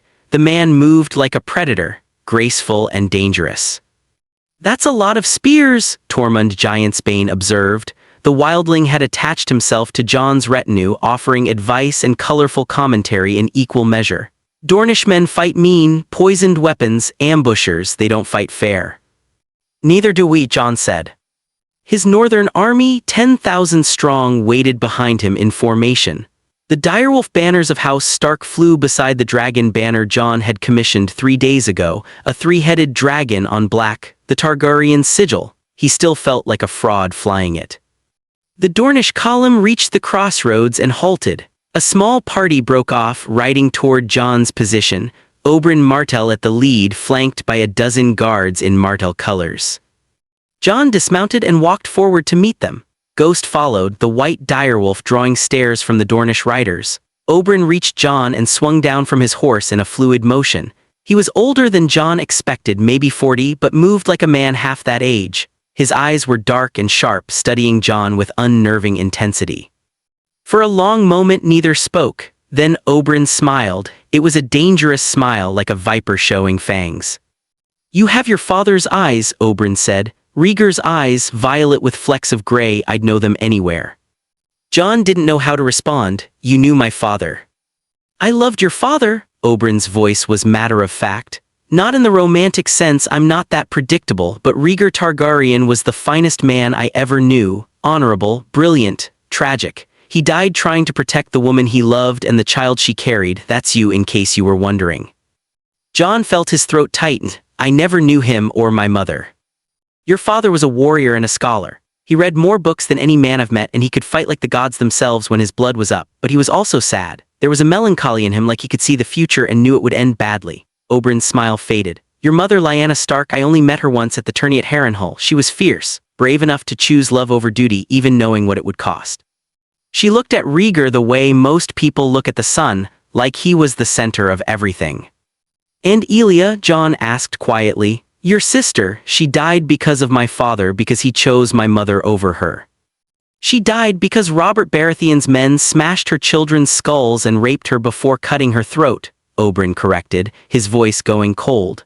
"Gregor Clegane and Amory Lorch did that on Tywin Lannister's orders. Don't ever think Elia died because of Rhaegar's choices. She died because monsters murdered her." "I'm sorry," Jon said, "for what happened to her, to her children." "I know you are, I can see it in your face." Oberyn studied him. "You're not like other Targaryens, are you? No madness, no cruelty, just honor and guilt and duty, all wrapped up in a boy who never asked to be a king." "I didn't ask for any of this." "No one ever does. Kings are made by circumstance, not choice." Oberyn glanced at the assembled armies, Northern and Dornish, side by side. "But here we are, 25,000 men marching to put you on the Iron Throne. The question is, are you worthy of them?" Jon met his eyes. "I don't know, but I'll die trying to be." Oberyn laughed. It was a genuine sound, surprised and delighted.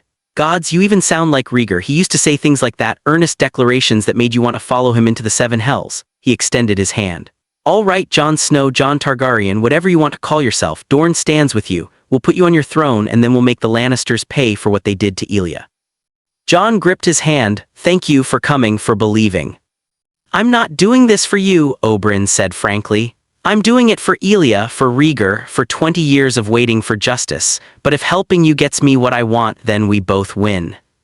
They returned to their horses. Jon called his commanders together, Greatjon, Roose Bolton, Rickard Karstark, and now Oberyn Martell and his Dornish captains. The war council convened in a command tent hastily erected at the crossroads. Jon spread the map across the table. Where is Tywin now? Still at Harrenhal, Roose Bolton reported, but our scouts say he's moving. He knows we've linked up with the Dornish. He's marching to intercept us. How many men does he have? 30,000, maybe 35 if he's called in reinforcements from Casterly Rock. We have 25,000, Oberyn observed. We're outnumbered. Not for long, Jon said. Robb has secured the Frey alliance. He's crossing at the Twins with 10,000 men and 4,000 Freys. That gives us 39,000 total. If Robb arrives in time, Roose said, Tywin is moving fast. He wants to crush us before we can combine our full strength. Then we make him fight on ground of our choosing. Jon pointed to a location on the map. Here, the Ruby Ford, where Rhaegar died during Robert's rebellion. The 10 went silent. You want to fight at the Ruby Ford? Oberyn asked slowly. That's symbolic. It's strategic, Jon corrected. The ford is a natural choke point. We can defend it easily with our numbers, and it forces Tywin to attack across water, which negates his cavalry advantage. It's also the place your father lost everything, Greatjon rumbled. Where Robert's warhammer crushed his chest. Some might say it's cursed ground for Targaryens. Or redemptive ground, Jon countered. Rhaegar lost at the Ruby Ford. I'm going to win there. That sends a message to the entire realm. Oberyn grinned. I like it. Poetic justice. We beat the Lannisters where Rhaegar fell to Robert. It's perfect. It's risky, Roose said, if we lose. We won't lose, Jon interrupted. His voice had an edge now. Tywin expects us to run, to avoid battle until we have overwhelming numbers. We're going to stand and fight. We're going to prove that Jon Targaryen is not afraid of the Lannisters. Greatjon slammed his fist on the table. Now that's a king talking. When do we march? Tomorrow at dawn, we'll reach the Ruby Ford in 2 days. Tywin will be 3 days behind us. That gives us time to prepare defenses. In Robb, Rickard Karstark asked. Robb will arrive on the 3rd day, right when Tywin attacks. We'll hit the Lannisters from 2 sides simultaneously. Tywin won't know what hit him. The council agreed. The commanders filed out to prepare their men. Soon only Jon and Oberyn remained. You're not what I expected, Oberyn said. What did you expect? A boy, a bastard raised by wolves, suddenly told he's a dragon. I expected fear, confusion, maybe arrogance. Instead, I find a young man who plans battles and speaks of duty like he was born to it. I wasn't born to it, Jon said. I was born to die according to Robert Baratheon. Everything else is just surviving. Oberyn studied him. Rhaegar would have liked you. He valued duty above almost everything, even love in the end, though he tried to have both and it destroyed him. Will it destroy me too? That depends on what you choose, Oberyn said. Rhaegar chose prophecy. He chose a future he thought was written in the stars. You seem to choose the people in front of you. That's different. That might be enough. Jon looked at the map one last time, at the tiny wooden piece representing Tywin Lannister's army. I hope so. The Ruby Ford, the Trident, 3 days later, dawn.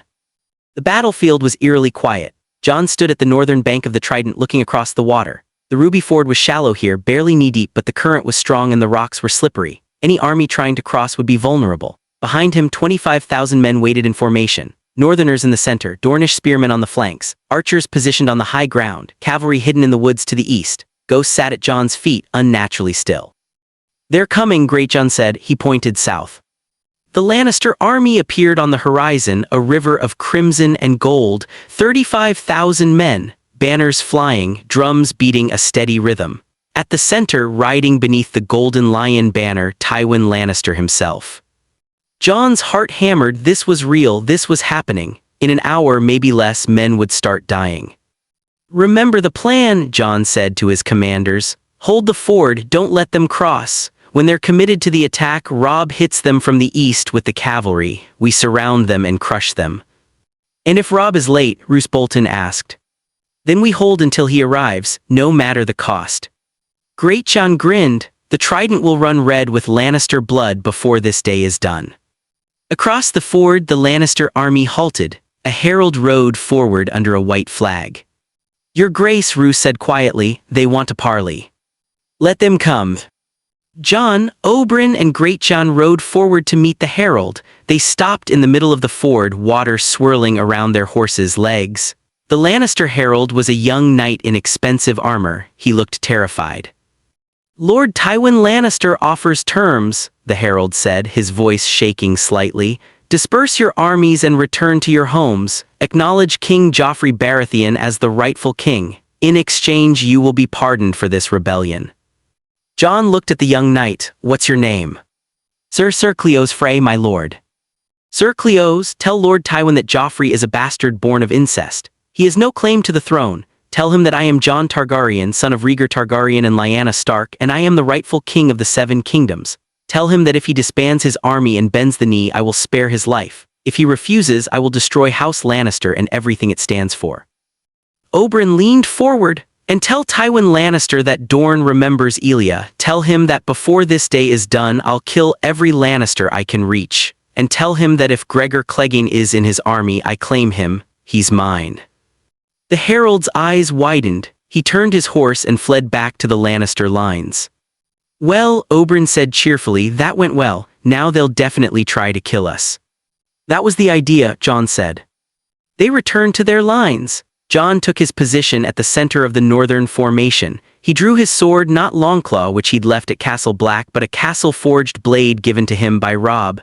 It felt strange in his hand, lighter than Longclaw, less balanced. He wished he had his old sword, but wishes didn't win battles. Across the ford, the Lannister army began to move. The Battle of the Ruby Ford, midday. The Lannisters attacked in waves. The first wave was infantry, 10,000 men charging across the ford with shields raised and swords drawn. The water slowed them, made them clumsy, easy targets. "Archers," Jon shouted, "loose." 3,000 arrows darkened the sky. They fell like deadly rain on the Lannister soldiers struggling through the water. Men screamed and fell. The trident ran red, but the Lannisters kept coming. They were disciplined, well-trained. They pushed through the arrow storm and reached the northern bank. The northern infantry met them with shield and steel. The battle became chaos. Jon fought in the thick of it. His sword rose and fell, cutting and blocking and thrusting. Men died around him, Northerners and Lannisters alike, bleeding into the mud. Ghost was a white blur, tearing throats and hamstringing horses. The direwolf fought like something out of a nightmare. "Hold the line!" Great Jon roared. His massive sword cleaved through a Lannister knight's armor like it was parchment. "Hold." The northern line held, barely. The second Lannister wave crashed into them, another 10,000 men. The pressure was immense. The Northerners were being pushed back step by bloody step. "We need the cavalry," Rickard Karstark shouted. "Where's Robb?" "Not yet," Jon shouted back. "Not until Tywin commits his reserves." On the southern bank, Tywin's final wave waited. 15,000 men, including his heavy cavalry. The Golden Lion banner flew above them. Tywin was holding them back, waiting to see if the first two waves could break the northern defense before committing his best troops. Smart, cautious, exactly what Jon expected. "Dornish spears," Oberyn's voice cut across the battlefield. "With me." The Dornish attacked the Lannister left flank, 5,000 spearmen moving in tight formation, their weapons flashing in the sun. They hit the Lannister line like a hammer, punching through and creating chaos. The Lannister left collapsed, men fled or died. The Dornish pursuit was merciless. Tywin saw his left flank crumbling and made his choice. He committed the reserves. 15,000 fresh troops poured across the ford, heavy cavalry, elite infantry, the best soldiers in the Westerlands. The battle tilted. The Northerners and Dornish were being overwhelmed by sheer numbers. Jon saw it happening and knew they were losing, knew that in minutes his army would break and run. "Where is Robb?" he screamed. As if an answer, horns sounded from the east. The Northern cavalry exploded from the woods. 10,000 mounted men under Robb's command plus 4,000 Frey horsemen. They slammed into the Lannister right flank with devastating force. The Lannisters never saw it coming. Their right flank shattered, men were trampled, formations broke, chaos spread like wildfire. Robb led the charge personally, his sword raised high, the direwolf banner streaming behind him. For the north, for Jon, for end. The Lannisters were surrounded now, northern infantry to the north, Dornish spears to the west, northern cavalry to the east. The only escape was south, back across the ford, but Tywin didn't retreat. He was too proud, too stubborn. He rallied his center, 5,000 men around the Golden Lion banner, and formed a defensive square. Kill them all, Tywin's voice carried across the battlefield. No surrender, no retreat. Greatjon heard him and laughed. The lion wants to die with his pride intact, let's oblige him. The northern infantry charged the Lannister square. The fighting was brutal, hand to hand, no quarter given. Jon fought his way toward the golden lion banner toward Tywin. A massive shape blocked his path. Gregor Clegane, the mountain that rides. The giant knight was covered in blood and gore. His greatsword was notched from killing. He saw Jon and grinned. The pretender king, Gregor rumbled. Tywin will pay me well for your head. He swung the greatsword in a horizontal arc meant to cut Jon in half. Jon ducked. The blade passed inches above his head. He rolled forward and came up inside Gregor's guard, driving his sword toward the giant's throat.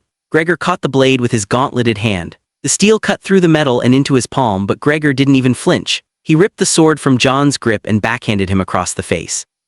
Jon flew backward, hit the ground hard. Stars exploded across his vision. Gregor raised his greatsword for the killing blow. Ghost leapt. The direwolf hit Gregor in the chest with enough force to stagger the giant.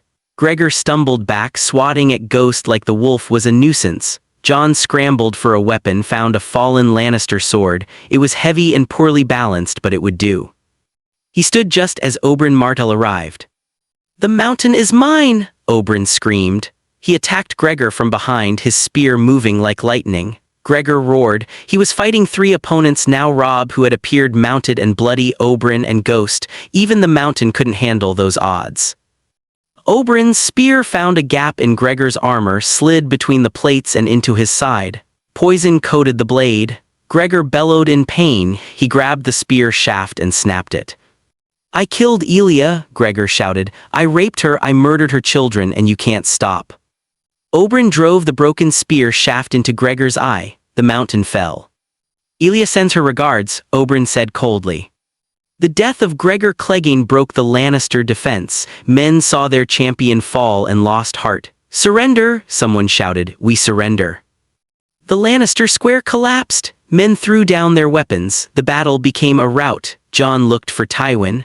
Saw the golden lion banner falling back toward the ford. Tywin was retreating with his personal guard, maybe 500 men.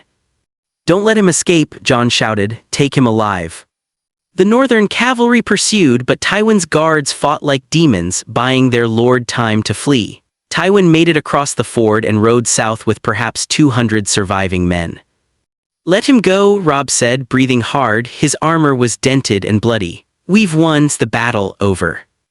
Jon looked at the battlefield. Thousands of bodies, Northerners, Dornish, Lannisters, all dead, all bleeding into the Trident. The water ran red, just like it did when Rhaegar died here 20 years ago. "How many?" Jon asked. "Won't know for hours," Greatjon said, "but we lost maybe 5,000. The Lannisters lost at least 20,000. We captured another 10,000. The rest fled with Tywin." 25,000 casualties, Jon said quietly, in one afternoon. "That's war," Oberyn said. He was cleaning Gregor's blood off his spear. "But we won, Your Grace. We beat Tywin Lannister. The road to King's Landing is open." Jon looked south. Somewhere beyond the horizon, King's Landing waited. The Iron Throne, the crown he never wanted, and to get it, 25,000 men just died. "Was it worth it?" Jon asked. "No one in particular, maybe the gods." "Ask me when we're done," Robb said quietly. "When the war over and the realm is at peace, then we'll know if it was worth it." Jon nodded. He looked at the red water of the Trident one last time. Somewhere in that river, the rubies from Rhaegar's armor still lay buried in the mud, symbols of a fallen prince, a lost war, a broken dynasty. Jon reached down and picked up a small stone from the riverbank. Red, smooth, he put it in his pocket and turned away from the battlefield. Tomorrow they would march on King's Landing. Tonight they would bury the dead. King's Landing, the Red Keep, throne room 2 weeks later. The city fell without a siege. Tywin retreated to King's Landing with his surviving forces, maybe 5,000 men, exhausted and demoralized. He barricaded the gates and prepared for a siege, but Jon's army was 40,000 strong now. When Stannis Baratheon's fleet appeared in Blackwater Bay, the situation became hopeless. Stannis hadn't come to help Jon, he'd come to claim the throne for himself, but the result was the same. King's Landing was surrounded by land and by sea. Cersei, desperate and cornered, ordered the pyromancers to ignite the wildfire caches beneath the city. She would burn King's Landing to ash before letting Jon take it. Jaime Lannister learned of the plan. He faced the same choice he faced with Aerys the Mad King: save the city or obey his queen. Jaime chose the city. He killed Cersei with his own hands, stabbed her through the heart while she screamed at him to burn it all. Then he opened the gates to Jon's army. Jon entered King's Landing at the head of his troops. The small folk lined the streets, watching in silence as the Targaryen pretender marched to the Red Keep. In the throne room, Joffrey sat on the Iron Throne. He was alone except for a handful of Kingsguard who hadn't abandoned him. Jon walked up the steps. Joffrey drew a sword, Heart-Eater, the blade he'd used to execute End. "I'm the king," Joffrey screamed. "I'm Robert Baratheon's son. You're nothing, a bastard, a fraud." "Stand down," Jon said quietly. "You've lost, Joffrey, it's over." "I'll kill you," Joffrey charged down the steps, sword raised. Sir Barristan Selmy, who had abandoned Joffrey's service 2 weeks ago and joined Jon's army, stepped forward and disarmed the boy with a single move. Joffrey fell to his knees, crying. "Please," he sobbed, "please don't kill me. I'll go away. I'll take the black. Just don't kill me." Jon looked at the boy, 12 years old, vicious and cruel, yes, but still a child who never chose his parents or his birth. "You won't die," Jon said, "but you won't be king. You're Joffrey Hill now, a bastard like I was. You'll be sent to the Citadel to become a Maester, a new life, a chance to be better than what you were raised to be." Joffrey stared at him, uncomprehending. You're not going to kill me." "No, I'm not." Jon turned to Barristan. "Take him away, treat him well. He's a child, not a monster, not yet." Barristan nodded and led the weeping boy from the throne room. Jon stood before the Iron Throne, the seat of power his father died fighting for. The crown End gave his life to put on Jon's head. He didn't sit, not yet. "Where's Tywin?" Jon asked. "He's taken his own life," Sir Barristan reported. "Poison rather than face capture and execution." Jon nodded. He felt nothing, just emptiness, and Stannis. "Waiting outside, Your Grace. He requests an audience." "Let him in." Stannis Baratheon entered the throne room with Davos Seaworth at his side. He looked at Jon for a long moment, then at the Iron Throne. "You won," Stannis said. His voice was flat. "The realm is yours." "I don't want it," Jon said. Stannis' eyebrow raised. "Then why did you fight? Why did thousands of men die?" "Because my father, Ned Stark, believed it was the right thing to do, because the Lannisters needed to be stopped, because Joffrey was a monster on a throne he had no right to." Jon looked at the Iron Throne. "But I don't want to be king. I never did." "Then abdicate," Stannis said. "Name me king. I'm Robert's brother. I have a claim." "A weaker claim than mine," Jon said. "Rhaegar was Robert's predecessor. The Targaryen dynasty predates the Baratheon line. Robert won the throne by conquest." "And I just won it by conquest," Jon said. "What does that make it?" They stared at each other, two men who both believed they were right, both willing to fight for what they thought was just. "I'll make you a deal," Jon said. "I'll take the throne, I'll be king, but you'll be my hand, you'll rule the day-to-day administration of the realm. I'll focus on something more important." "What could be more important than ruling?" "Preparing for winter." Jon's voice was hard. "The dead are coming, Stannis, the White Walkers are real, the long night is returning, and when it comes, the 7 kingdoms need to be united and ready. That's what I'll do as king. I'll make sure we survive what's coming." Stannis studied him. "You actually believe that, the White Walkers?" "I know it. I was at Castle Black. I've seen the reports. The threat is real." Jon extended his hand. "Help me prepare the realm. Be my hand. When the dead come, we'll face them together." Stannis looked at Jon's hand for a long moment, then he took it. "I accept, on one condition: you actually rule, you actually take the responsibility seriously. No absentee king who delegates everything while he chases ghost stories." "Agreed, and they're not ghost stories." "We'll see." Jon turned to the throne room. It was filling now with lords and soldiers, Northerners and Dornish and Riverlanders, all watching. Jon walked up the steps to the Iron Throne. He hesitated. This was it. The moment everything changed. Once he sat, he was Jon Snow anymore, not Jon Stark. He was king. He thought of End, of the sacrifice, of the promise. He sat. The Iron Throne cut his hand, a small gash on his palm, a reminder that the throne was dangerous, that power came at a price. Jon looked out at the assembled lords. "I'm Jon Targaryen," he said. His voice carried through the throne room. son of Rhaegar Targaryen and Lyanna Stark, I claim the Iron Throne by right of birth and conquest. I name Stannis Baratheon my hand of the king. I name Robb Stark Warden of the North. I name Oberyn Martell Master of War." He took a breath. "And I declare that the wars are over. The Game of Thrones is finished. From this day forward we prepare for the true war, the war against winter. The war against the darkness beyond the wall. Every resource, every soldier, every smith and farmer and lord in the Seven Kingdoms will focus on one goal, surviving the long night." Silence greeted his words. Men exchanged confused looks. Then Great Jon's voice boomed, "The king in the north." The Northerners took up the chant, "The king in the north, the king in the north." The Dornish shouted, "Rhaegar's son, Rhaegar's son." The chant spread, became deafening. Jon sat on the Iron Throne and felt the weight of a crown he never wanted settling on his shoulders, but he would bear it, for the realm, for the future. And when the dead came, Jon Targaryen would be ready. 6 months later, the wall Castle Black. Jon stood on top of the wall looking north. Ghost sat beside him, the direwolf's white fur rippling in the wind. 6 months as king. 6 months of sending resources to the Night's Watch, of stockpiling dragonglass, of training armies for winter warfare. Most of the realm thought he was mad, preparing for an enemy that didn't exist, wasting resources on ghost stories, but Jon didn't care. He knew the truth. Maester Aemon appeared beside him. The old man was dying, his health failing rapidly, but he'd insisted on coming to the wall one last time. "Do you ever regret it?" Aemon asked quietly, taking the crown. "Every day," Jon admitted. "I wanted to serve the Watch, to fight the real war here, not play politics in King's Landing." "You're fighting the real war," Aemon said, "just from a different position." He looked north. "A Targaryen alone in the world is a terrible thing, but you're not alone, Jon. You have the North, you have Robb, you have the realm. That's your strength. I left the Watch when it needed me most. You left to save the realm so the realm would be strong enough to help the Watch when the time came." Aemon put a frail hand on Jon's shoulder. "You made the right choice, and would be proud." Jon's throat tightened. I never got to tell him I understood, that I was grateful. He knew he always knew. They stood in silence, looking north at the endless white. Somewhere beyond the horizon, the dead were gathering. Jon could feel it, a cold that had nothing to do with the wind.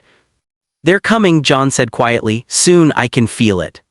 "Then we'll be ready," Aemon said. "Because of you, because you chose the hard path, because you remembered what matters." Jon unsheathed his sword, Longclaw, reclaimed from Castle Black when he became king. The Valyrian steel gleamed in the pale sunlight. "I'm not a prince," Jon said quietly. "I'm not a bastard, I'm not even sure what I am anymore, but I know this: when the dead come, I'll fight them, as a Stark, as a Targaryen, as whatever I need to be, and I won't stop until the long night ends." Aemon smiled. "That's all any of us can do." Ghost howled. The sound echoed across the wall, carried by the wind into the vast emptiness beyond. In the distance, the aurora borealis flickered, green and blue lights dancing in the northern sky, beautiful and terrible. Jon watched the lights and thought about everything that had brought him here: End's sacrifice, Robb's loyalty, Catelyn's apology, Oberyn's vengeance, the battle at the Ruby Ford, the Iron Throne, the crown he never wanted but accepted anyway. All of it leading to this moment, standing on the wall, looking north, waiting for the true enemy. "Winter is coming," Jon said. "Yes," Aemon agreed, "and so are we." A messenger climbed to the top of the wall, face pale. "Your Grace, Lord Commander Mallister requests your presence. The Rangers have returned from beyond the wall. They found something." "What?" "Bodies, Your Grace, thousands of them walking." Jon exchanged a look with Aemon. The old Maester's expression was calm. "It's starting," Aemon said.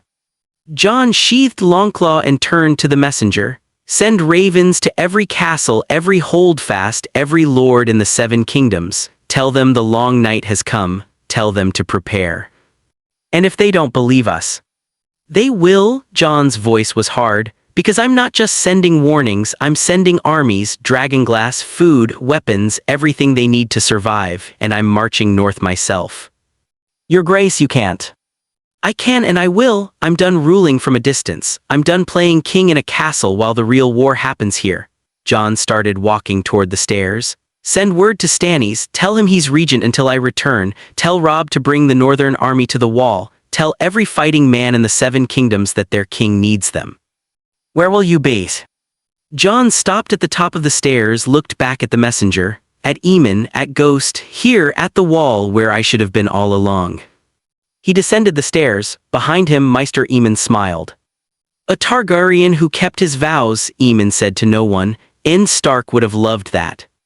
The courtyard of Castle Black, final scene. Jon stood before the assembled Night's Watch. They were stronger now than they had been 6 months ago, reinforced with the men and supplies Jon had sent as king. Lord Commander Mallister knelt. Your Grace, welcome home. I'm not here as a king, Jon said. I'm here as a brother. I abandoned the Watch once. I won't do it again. You didn't abandon us, Mallister said. You saved the realm so the realm could save us. Jon looked at the men of the Night's Watch, his brothers, even if he'd left them. He drew Longclaw. The Valyrian steel caught the light. The dead are coming, he said to the assembled Watch. In numbers we can't imagine. They'll attack the wall with everything they have, and we're all that stands between them and the 7 kingdoms. He looked at each man in turn. Some he knew, some were strangers, all of them afraid. I won't lie to you, many of us will die, maybe all of us, but we'll die protecting the realm, we'll die doing our duty, and that means something. He raised Longclaw high. We are the shield that guards the realms of men. We've said those words 1,000 times. Now we prove them. Winter is here, the long night is beginning, and we will face it together. The men of the Night's Watch raised their swords and roared. Jon looked north one last time. The darkness was gathering. The true enemy was coming, but Jon Targaryen, Jon Stark, Jon Snow, whoever he was, stood ready. The Game of Thrones was over. The war for the dawn had begun, and Jon would fight it to his last breath, because that's what Ned taught him, that's what honor demanded, that's what kings did. The final image, Jon standing on the wall at sunset, Longclaw in hand, Ghost at his side, looking north as snow began to fall. Behind him an army assembled, before him darkness gathered. He did not flinch, did not retreat. Winter had come, and the king in the north was ready. The north keeps its secrets the way the wall keeps the cold. Some truths only surface when the blood is already on the floor. The Tower of Joy rose from the red Dornish waste like a broken promise. 7 men rode through the heat shimmer, horses exhausted, armor dulled by months of war. Ned Stark led them. His face was northern ice. Behind him rode Howland Reed, small and quiet, carrying secrets in his Cranogman blood. Then the others, Lord William Dustin, Martin Castle, Theo Wall, Ethan Glover, and Sir Mark Riswell. Good men, northern men, men who would die within the hour. The tower stood circular and solitary, crowned with a ring of blue winter roses that had no business blooming in this scorched land. Ned's heart twisted at the sight. Lyanna had loved those flowers. She had worn a crown of them at Harrenhal, the tourney where everything began to unravel. Where Rhaegar Targaryen, the Silver Prince, had given her roses instead of his wife. Where kingdoms died in a glance. 3 figures waited at the tower's base. White cloaks stirred in the hot wind. The Kingsguard, the finest knights in the 7 kingdoms. Sir Gerald Height, where the White Bull stood in the center, old, legendary, unbending. To his right Sir Oswell went silent behind his helm, and to his left Sir Arthur Dayne, the Sword of the Morning. Dawn rested in his hands, the greatsword forged from a fallen star, pale as milk glass and sharp enough to cut through legend itself. Arthur's face was beautiful even in the harsh light. A Dornish prince in white, with eyes the color of dark amethyst and an expression of infinite sadness. Ned's hand went to his sword. His companions spread out behind him, reading the violence in the air the way sailors read storm clouds. I looked for you on the trident, Ned called, his voice carrying across the space between them the formal words of accusation. Where were you when your prince died? We were not there, Sir Gerald answered, his voice like gravel and iron. Woe to the usurper if we had been, said Sir Oswell. It was not a boast, it was truth. Ned felt the old anger rise, hot and sharp. When King's Landing fell, Sir James slew your king with a golden sword, and I wondered where you were then. Far away, Sir Gerald said simply, or Ares would yet sit the Iron Throne and our false brother would burn in 7 hells. I came for Lyanna, Ned said, and his voice broke on her name despite himself. I wish you good fortune in the wars to come, Arthur Dayne said softly, his hand shifted on Dawn's hilt. I am sorry, but I have my duty. Then Steel sang. The fight was savagery dressed as dance. Ned had fought at the Trident. He had seen Robert Baratheon break Rhaegar's breastplate and scatter rubies into the water. He thought he knew what death looked like in the hands of master swordsmen. He was wrong. Arthur Dayne was a storm given human form. Dawn moved faster than thought, a pale streak cutting through northern steel like a scythe through wheat. Martin Castle died first, his sword shattered, his throat opened in a single motion. Theo Wool charged, roaring, and Arthur flowed around his attack like water. Dawn punched through his back and emerged red from his chest. The others swarmed him. It did not matter. Arthur fought 5 men simultaneously and made it look like morning exercises. He never wasted emotion. Never overextended. Each step placed him precisely where he needed to be. Each strike ended a life. His face remained calm, almost meditative, even as he killed men who were only doing what they thought was right. The finest night I ever saw, End would think later, in the dark nights when the memory would not let him sleep. Sir Gerald Hightower and Sir Oswell Went were legends themselves, but Arthur was something more. He was the standard by which all other swordsmen were measured and found wanting. End fought through the chaos, heart hammering, desperate to reach the tower. Lyanna. His companions fell around him like wheat before the scythe.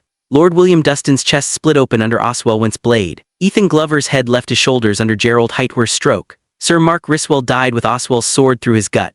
Only End and Howland Reed remained, facing 3 legends in white, and End knew they were about to die.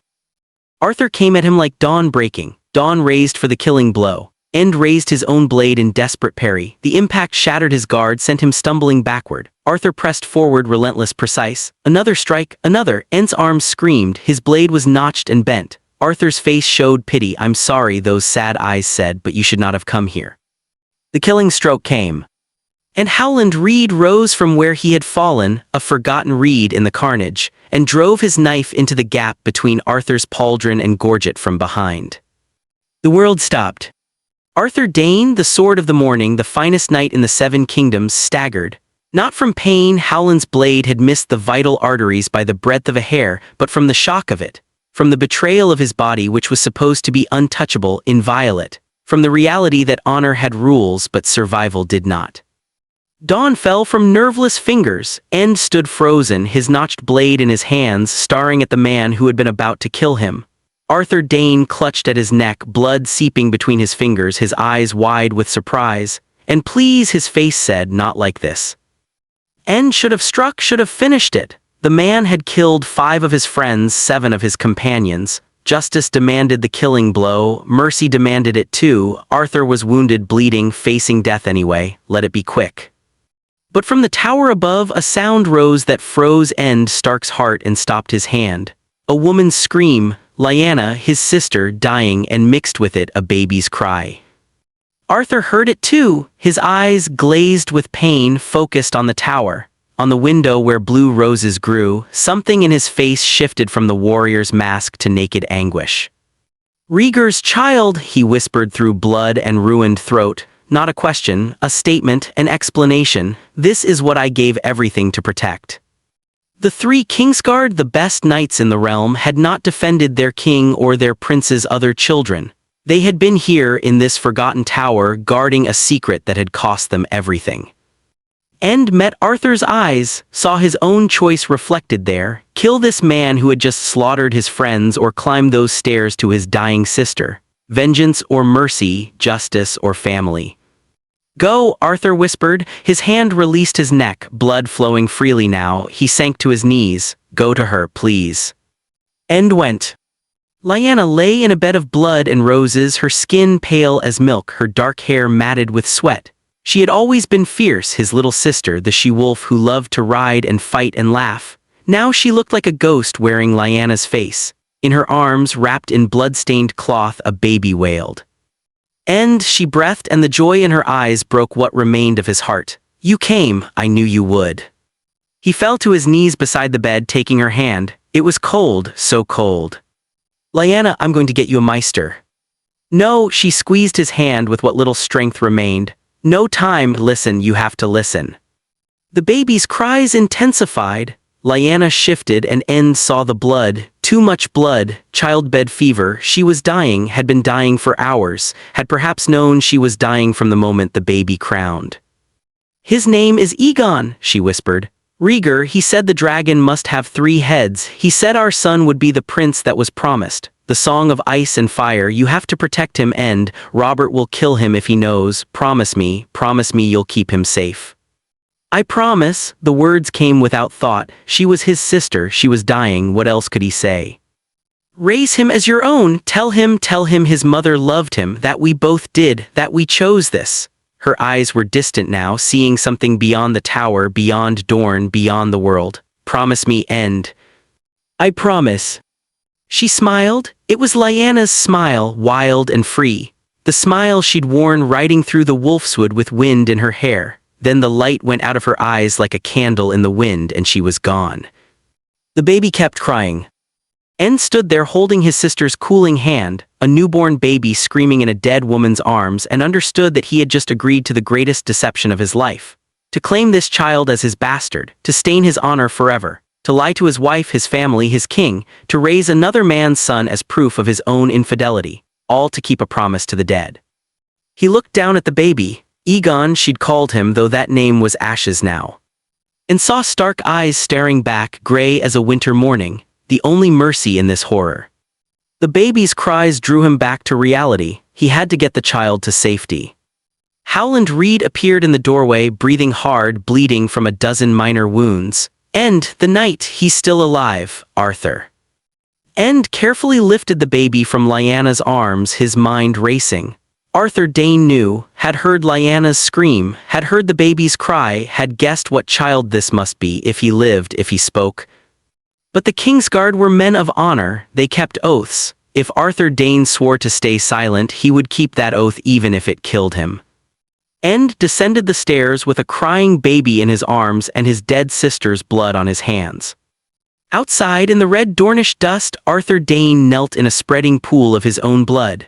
Sir Gerald Hightower and Sir Oswell went lay dead nearby. Howland's work, End realized distantly. The little Cranogman had killed 2 legends while End had been upstairs watching his sister die.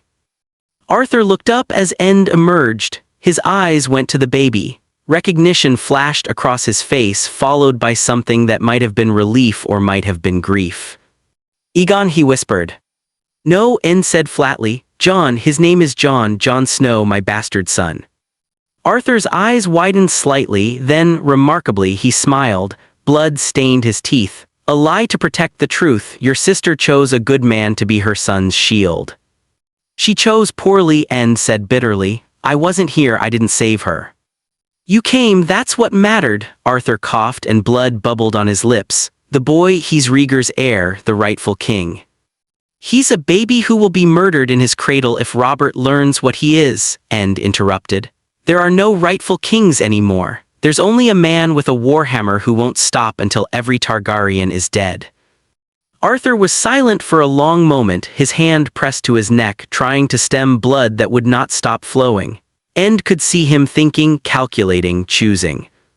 Let me die, Arthur said finally. Tell the realm you killed me, build me a cairn here with my brothers. Let the sword of the morning rest in Dorne. And let Jon Snow grow up far from Robert's eyes, far from the throne, far from the wars to come.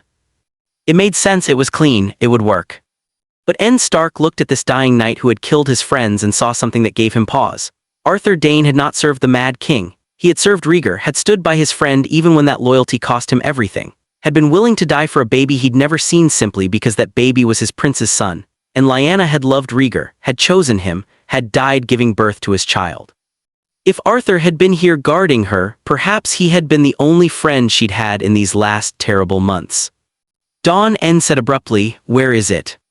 Arthur's eyes flickered to where the pale sword lay in the dust a few feet from his hand. It goes back to Starfall, only a Dane worthy of the name can wield it. Then someone will need to return it, End said slowly. An idea was forming, a terrible, dangerous idea. Someone will need to survive to take Dawn back to House Dane. Arthur stared at him, understanding Dawn like the sword's namesake. You're mad. I'm keeping my promise, End said, to Lyanna to keep her son safe, and you swore a vow to protect that child with your life. Your death serves no one. Your life, your sword, your skills, those could protect him in ways I cannot. Robert thinks you're dead. The realm thinks you're dead. Let them keep thinking it. End's mind was racing now, seeing the pieces fall into place. I'll build the cairns, 7 graves for 7 men. I'll take Dawn to Starfall and tell them Arthur Dayne died defending his prince's last command. And you'll vanish. Take a new name, a new life, come north in time, when the boy is old enough. Teach him what you know, keep him alive. Arthur's voice was barely a whisper. Why would you spare me? I killed your men, your friends. End looked at the baby in his arms. Jon, not Egon, never Egon, just Jon. A bastard who would grow up thinking he was Ned Stark's shame, never knowing he was a king's son protected by a kingsguard. Because Lyanna asked me to keep him safe, Ned said quietly. And I think she would have wanted the best swordsman in the Seven Kingdoms guarding her son's back when I'm not there to do it myself. Arthur Dayne closed his eyes. When he opened them again, they were wet. I swear it, by the seven, by the old gods and the new, by the dawn, I will protect Rhaegar's son, I will guard him with my life, I will see him grow to manhood and teach him what I know until my death or his, this I swear. Then we have an accord. End turned to Howland Reed, who had been standing silent witness to this insanity. Can you save him? Howland looked at Arthur's wound, at the blood still seeping through the knight's fingers. The blade missed the artery, barely. If I can stop the bleeding, clean the wound, if infection doesn't set in perhaps, but he'll bear the scar forever. I'll bear worse if I fail my vow, Arthur said. He looked at End with those sad, beautiful eyes. Thank you, you're a better man than I deserve. We're both doing what we must, End said. He looked down at baby Jon, who had finally stopped crying and was staring up at him with those impossibly gray eyes. For this child, for a dead woman's last wish, that's all. But as he spoke the words, Ned Stark knew he had just changed the course of history. In sparing Arthur Dayne's life and binding the Sword of the Morning to his nephew's service, he had set in motion something that might save the boy or damn them all. 15 years later, winter fell. Jon Snow woke in darkness to the sound of his own breath misting in frozen air. For a moment he did not move. Just lay there in his narrow bed in the servants' quarters near the armory, not the family quarters, never the family quarters, and listened to Winterfell wake around him. The castle was vast. 8 centuries of Stark kings built layer upon layer, and it made its own music at dawn. The creak of old wood, the whisper of wind through arrow slits. The distant clang of the smithy, where Mikken was already at work. Home's the only home he'd ever known, the only home he'd ever have. He rose, dressed in the dark by practiced routine. Wool breeches, leather vest, a fur-lined tunic against the cold that seeped into everything north of the neck. His boots were new. Lord Stark had insisted, though Lady Catelyn had argued against wasting good leather on a bastard. He tried not to think about that argument overheard through thin walls, tried not to think about the way Lady Catelyn's eyes skimmed over him like he was furniture, or worse, like he was a stain that would not wash clean. At least Lord Stark had won. The boots fit perfectly. Jon slipped out into the pre-dawn gray, his breath plumbing, and made his way through the sleeping castle. He knew every path, every shortcut, every corner where the shadows lay thickest. A lifetime of avoiding Lady Catelyn's gaze had taught him to be invisible when he needed to be. The godswood was silent except for the whisper of wind through ancient branches. Jon passed the heart tree, the massive weirwood with its bone-white bark and face carved into its trunk, its red sap running like bloody tears, and offered a silent prayer to the old gods, not for anything specific, just acknowledgement, just respect. Beyond the godswood, in the oldest, most forgotten corner of Winterfell, stood a courtyard that time had weathered into obscurity. The stones were cracked and uneven. No one came here except Jon and the man waiting for him. Sir Dennis stood in the center of the courtyard, barely visible in the gray light, his breath not misting despite the cold. He was perhaps 50, though he moved like a man half that age. His face was weathered, handsome in a severe way, with dark eyes that missed nothing. His accent was Dornish, soft consonants rolled RS, though he never spoke of his homeland. He wore simple garb, a guardsman's leathers, and the long sword at his hip looked plain and unremarkable. It was. Jon had seen what that blade could do. You're late, Sir Dennis said softly. 2 minutes, Jon protested. In a real fight, 2 minutes is a lifetime, multiple lifetimes, yours and your enemy. But there was no heat in the rebuke. This was simply truth delivered without judgment. Again, from the beginning. Jon drew his practice blade, solid oak weighted to match a real sword, and settled into the stance he had drilled 10,000 times. Left foot forward, weight balanced, blade held in 2 hands slightly offline from his center line. Ready. Sir Dennis moved. Jon had trained with Sir Roderick Castle, Winterfell's master-at-arms, since he was old enough to hold a sword. Sir Roderick was skilled, patient, knowledgeable. He could teach a boy everything needed to become a competent swordsman. Sir Dennis was something else entirely. He flowed across the courtyard like smoke, his blade appearing from an angle Jon's eyes could not track. Jon parried on instinct-drilled reflex, not thought, and felt the impact shiver up his arms. He riposted a quick thrust towards center mass. Sir Dennis wasn't there anymore. His blade tapped Jon's ribs, light as a kiss. Dead, Sir Dennis said quietly. Jon reset, attacked again. This time he mixed his rhythm, varied his timing, tried to be unpredictable. Sir Dennis countered everything with economical precision. His blade always exactly where it needed to be. Tap on the thigh, dead. Tap on the neck, dead. Tap on the wrist, dead. They moved through the forms for an hour as dawn broke gray and cold over Winterfell. Jon's world narrowed to breath and blade, to the burning in his muscles and the relentless education in his own inadequacy. No matter how fast he moved, how clever his attacks, how perfect his defense, Sir Dennis was always one step ahead. It should have been frustrating, it was liberating. Here in this forgotten courtyard, Jon Snow was not a bastard, was not Ned Stark's shame, was not the boy Lady Catelyn wished dead. He was simply a student learning from a master measured only by his effort and his growth. Better, Sir Dennis said finally, stepping back. The first hint of dawn had turned the sky the color of old steel. Your footwork is improving, you're reading my breathing. I still can't hit you, Jon panted. You're 14, I've been doing this since before you were born. Sir Dennis sheathed his blade in one fluid motion. But you're learning, that's what matters. Again tomorrow, same time.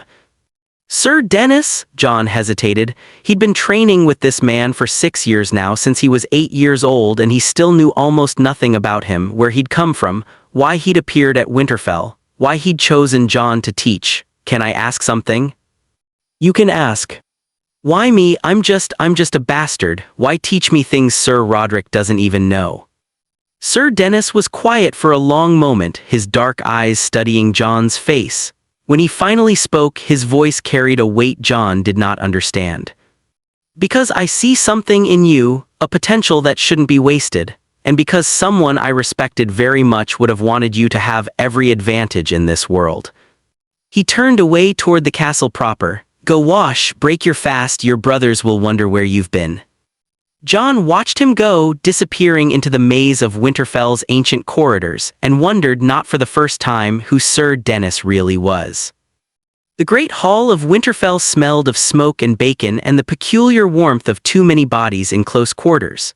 Jon entered through the side door, the one servants used, the one that let him avoid walking past the high table where Lady Catelyn sat, and found his usual place at a bench near the far wall. Robb appeared moments later, sliding onto the bench with a grin. There you are, where have you been? I knocked on your door before dawn and you were already gone.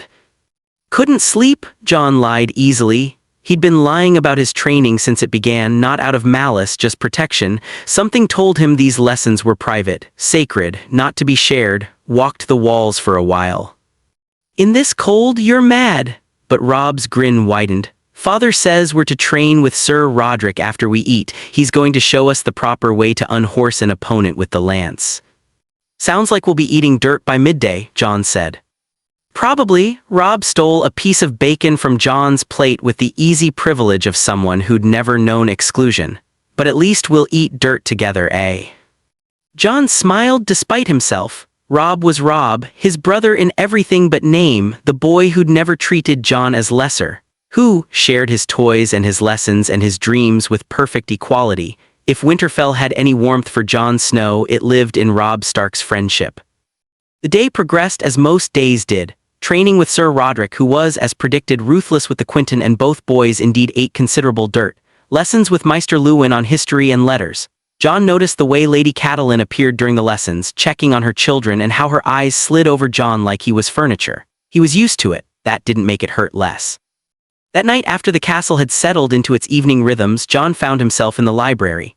It was a small room by southern standards, tucked into one of the older towers, but it held generations of accumulated knowledge. Maester Luwin had taught him to love books, the only place where his birth didn't matter, where words on pages treated bastards and lords with equal respect. He was deep in a text on the history of the Targaryen kings when a voice spoke from the doorway. Interesting choice. Jon jerked around. Sir Dennis stood there, so quiet Jon hadn't heard him approach. The knight's eyes were fixed on the book's title, The Lives of Four Kings, A History of Aegon and His Sons. I'm sorry, Jon started to stand to offer some explanation. Don't apologize for learning. Sir Dennis moved into the room, his movements liquid and precise. The Targaryens, does their history interest you?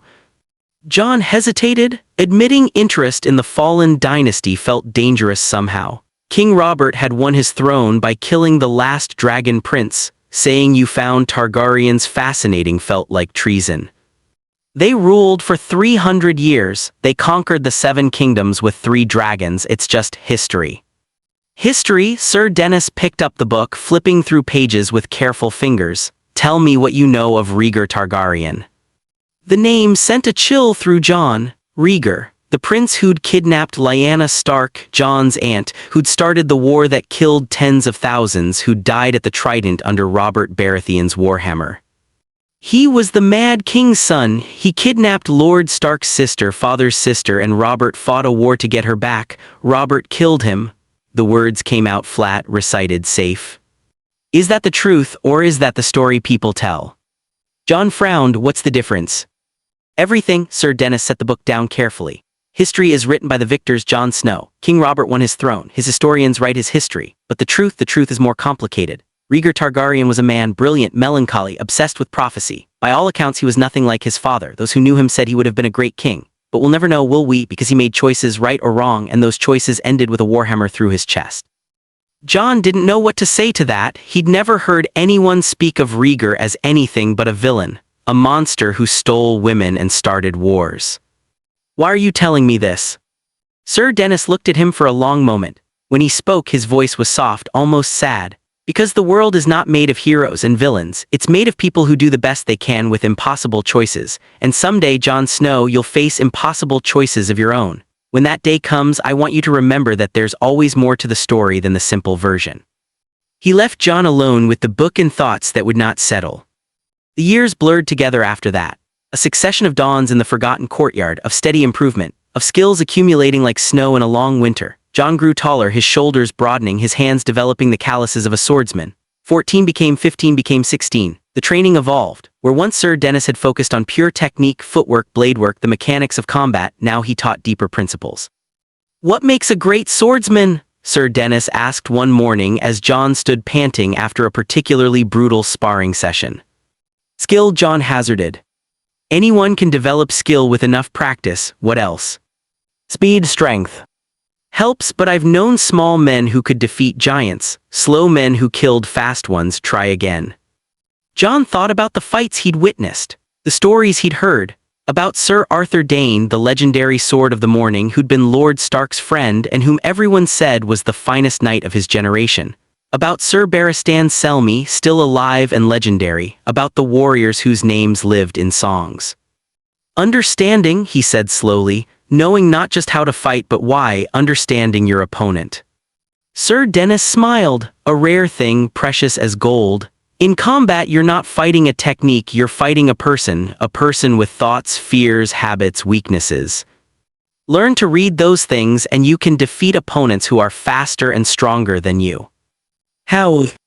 Observation, every fighter has a tell, a breath they take before attacking, a shift of weight when they're about to retreat, an angle they favor. Most swordsmen never learn to see these things because they're too focused on their own actions. You must learn to see your opponent more clearly than you see yourself. Jon absorbed this. Over the following weeks, Sir Dennis taught him to fight with his eyes as much as his blade, to watch breathing patterns, to notice which foot an opponent weighted more heavily, to read the micro-expressions that preceded attack or defense, and slowly, incrementally, Jon began to land touches on his teacher. Not often, perhaps once in 50 exchanges, but once was infinity more than never. The first time Jon's practice blade tapped Sir Dennis's ribs, a clean hit, undeniable, the knight stopped, just stopped, his blade lowering, his eyes bright with something that might have been pride. Good, he said simply, again. But Jon had seen it, the flash of satisfaction, the hint of a smile. It burned in his chest like the first sip of wine, warming him from within. He'd done something right, something worthy. The lessons expanded beyond pure swordcraft. Sir Dennis taught strategy, how battles were won before the first blade was drawn, through positioning and supply lines and understanding terrain. He taught the history of warfare, the great campaigns, and what made them succeed or fail. He taught Jon to think like a commander, not just a soldier. "Why do you teach me these things?" Jon asked one day when the lesson had drifted into the intricacies of flanking maneuvers. I'm never going to lead armies, I'm a bastard, the best I can hope for is to be someone's sworn sword. Sir Dennis looked at him with those knowing eyes. The future is unwritten, Jon Snow, you don't know what destiny has in store. Better to be prepared for anything than to be found wanting when the moment comes. It was the closest he'd ever come to suggesting Jon might be more than he appeared. The words haunted Jon for days afterward. His relationship with Sir Dennis defied easy description. The knight was not warm like Robb, not fatherly like Lord Stark. He was something else. A teacher, yes, but also something like a guardian, always watching, always present when Jon needed guidance, always pushing him toward excellence. Once Jon had seen Sir Dennis speaking with Lord Stark in a shadowed corridor. He'd been too far away to hear words, but the body language was unmistakable. Tension, two men who knew each other, who shared something heavy and unspoken, who maintained careful distance despite their connection. Jon had wondered about that conversation for weeks. What did Lord Stark and a mysterious guardsman have to discuss? Why did they interact like old comrades forced into proximity by circumstance? He never found answers, just more questions. Jon was 16 when everything began to change. It started as most great changes do, with something small, a conversation overheard, a connection made, a seed of understanding planted in fertile ground. The castle was preparing for a feast, some minor occasion, a name day perhaps. Jon had stopped tracking which celebrations he was excluded from. He'd taken to spending feast nights in the Godswood or the library, anywhere but the great hall where Lady Catelyn's poisonous glances reminded him of his place. This night, restless and unable to settle, he found himself walking the empty corridors of the oldest parts of Winterfell. These sections were largely abandoned, too cold and drafty for regular use, maintained only to prevent complete collapse, but they were peaceful, quiet. Voices reached him through a partially open door. "Can't keep this up forever," that was Lord Stark's voice, low and urgent. "He's getting older, asking questions, sooner or later." "Then tell him, Sir Dennis." Jon froze, pressed against the cold stone wall. He shouldn't listen, this was private, but his feet wouldn't move. "You know I can't do that, the risk." "The risk is letting him discover the truth by accident, or never discover it at all and live his whole life as a lie." Sir Dennis's voice carried an edge Jon had never heard before. "He deserves to know, he deserves to live, that's what Lyanna asked, that's what I promised. If Robert learns..." Robert is a drunk who's forgotten more about warfare than he currently knows, and we're speaking of Jon, your nephew, Rhaegar's son. The boy has a right to his own identity. Silence. Jon's heart hammered so hard he was certain they'd hear it through the wall. Rhaegar's son. His mind couldn't process the words, couldn't arrange them into meaning, not yet. "Not yet," Lord Stark said finally, his voice heavy with grief. "Not while Robert lives, not while the secret could kill him. He's safer as my bastard than as a Targaryen prince." "Is he? Look at him and look at what Catelyn's hatred has done. The boy thinks he's worthless, thinks he's a stain. He's brilliant and brave and talented, and he carries shame like a second skin. Is that safety, or is that just a different kind of death?" "I'm doing what I must, what I promised." "You're doing what's easiest, there's a difference." The sound of footsteps. Jon pressed himself into a doorway as Lord Stark passed, his face carved from northern granite, his eyes bleak as a winter sky. Sir Dennis followed moments later, his expression unreadable. Jon waited until their footsteps faded. Then he slid down the wall, his legs suddenly unable to support him, his mind reeling. Rhaegar's son. Not Ned Stark's bastard, not the product of some forgotten dalliance during the war, but the son of the Dragon Prince. The son of the man who'd allegedly kidnapped Lyanna Stark. The son of the man King Robert had killed at the Trident. Which meant Ned Stark was not his father. Meant the shame he'd carried his whole life was a lie. Meant everything he thought he knew about himself was fiction. Which meant Lyanna Stark was his mother. The aunt he'd never known. The woman whose tomb stood in the crypts beneath Winterfell. The woman who died for love according to the songs, his mother. And Rhaegar Targaryen was his father, the prince. The dragon, the man whose memory King Robert still cursed in his cups. Jon sat in the dark corridor until his body went numb from cold, trying to reconcile the life he'd lived with the truth he'd just learned.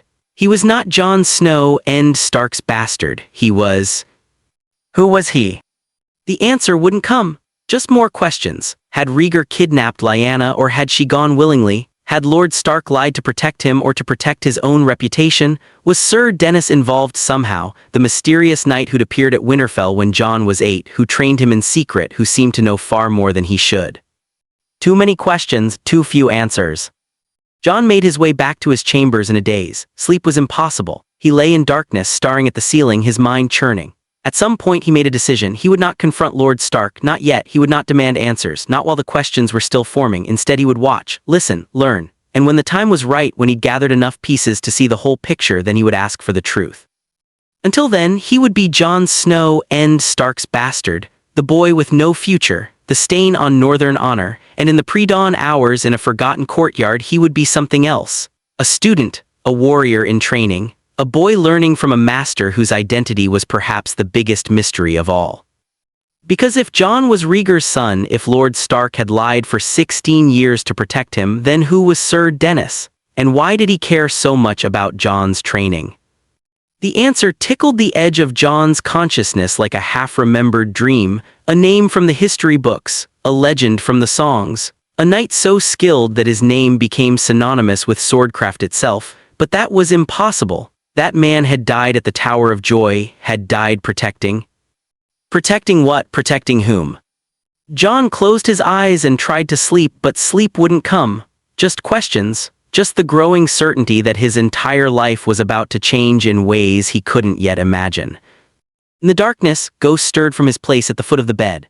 The direwolf's red eyes glowed like embers as he looked at his master, sensing the turmoil in Jon's heart.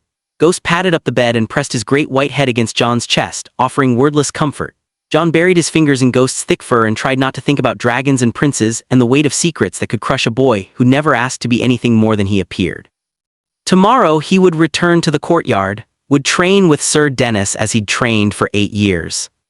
Would pretend nothing had changed, but everything had changed. The world had shifted on its axis, and Jon Snow, whoever Jon Snow really was, would never see it the same way again. The unspoken truth. Days after the revelation moved like a fever dream. Jon went through his routines, breaking his fast with Robb, training with Sir Roderick, studying with Maester Luwin. But everything felt distant, unreal, like watching someone else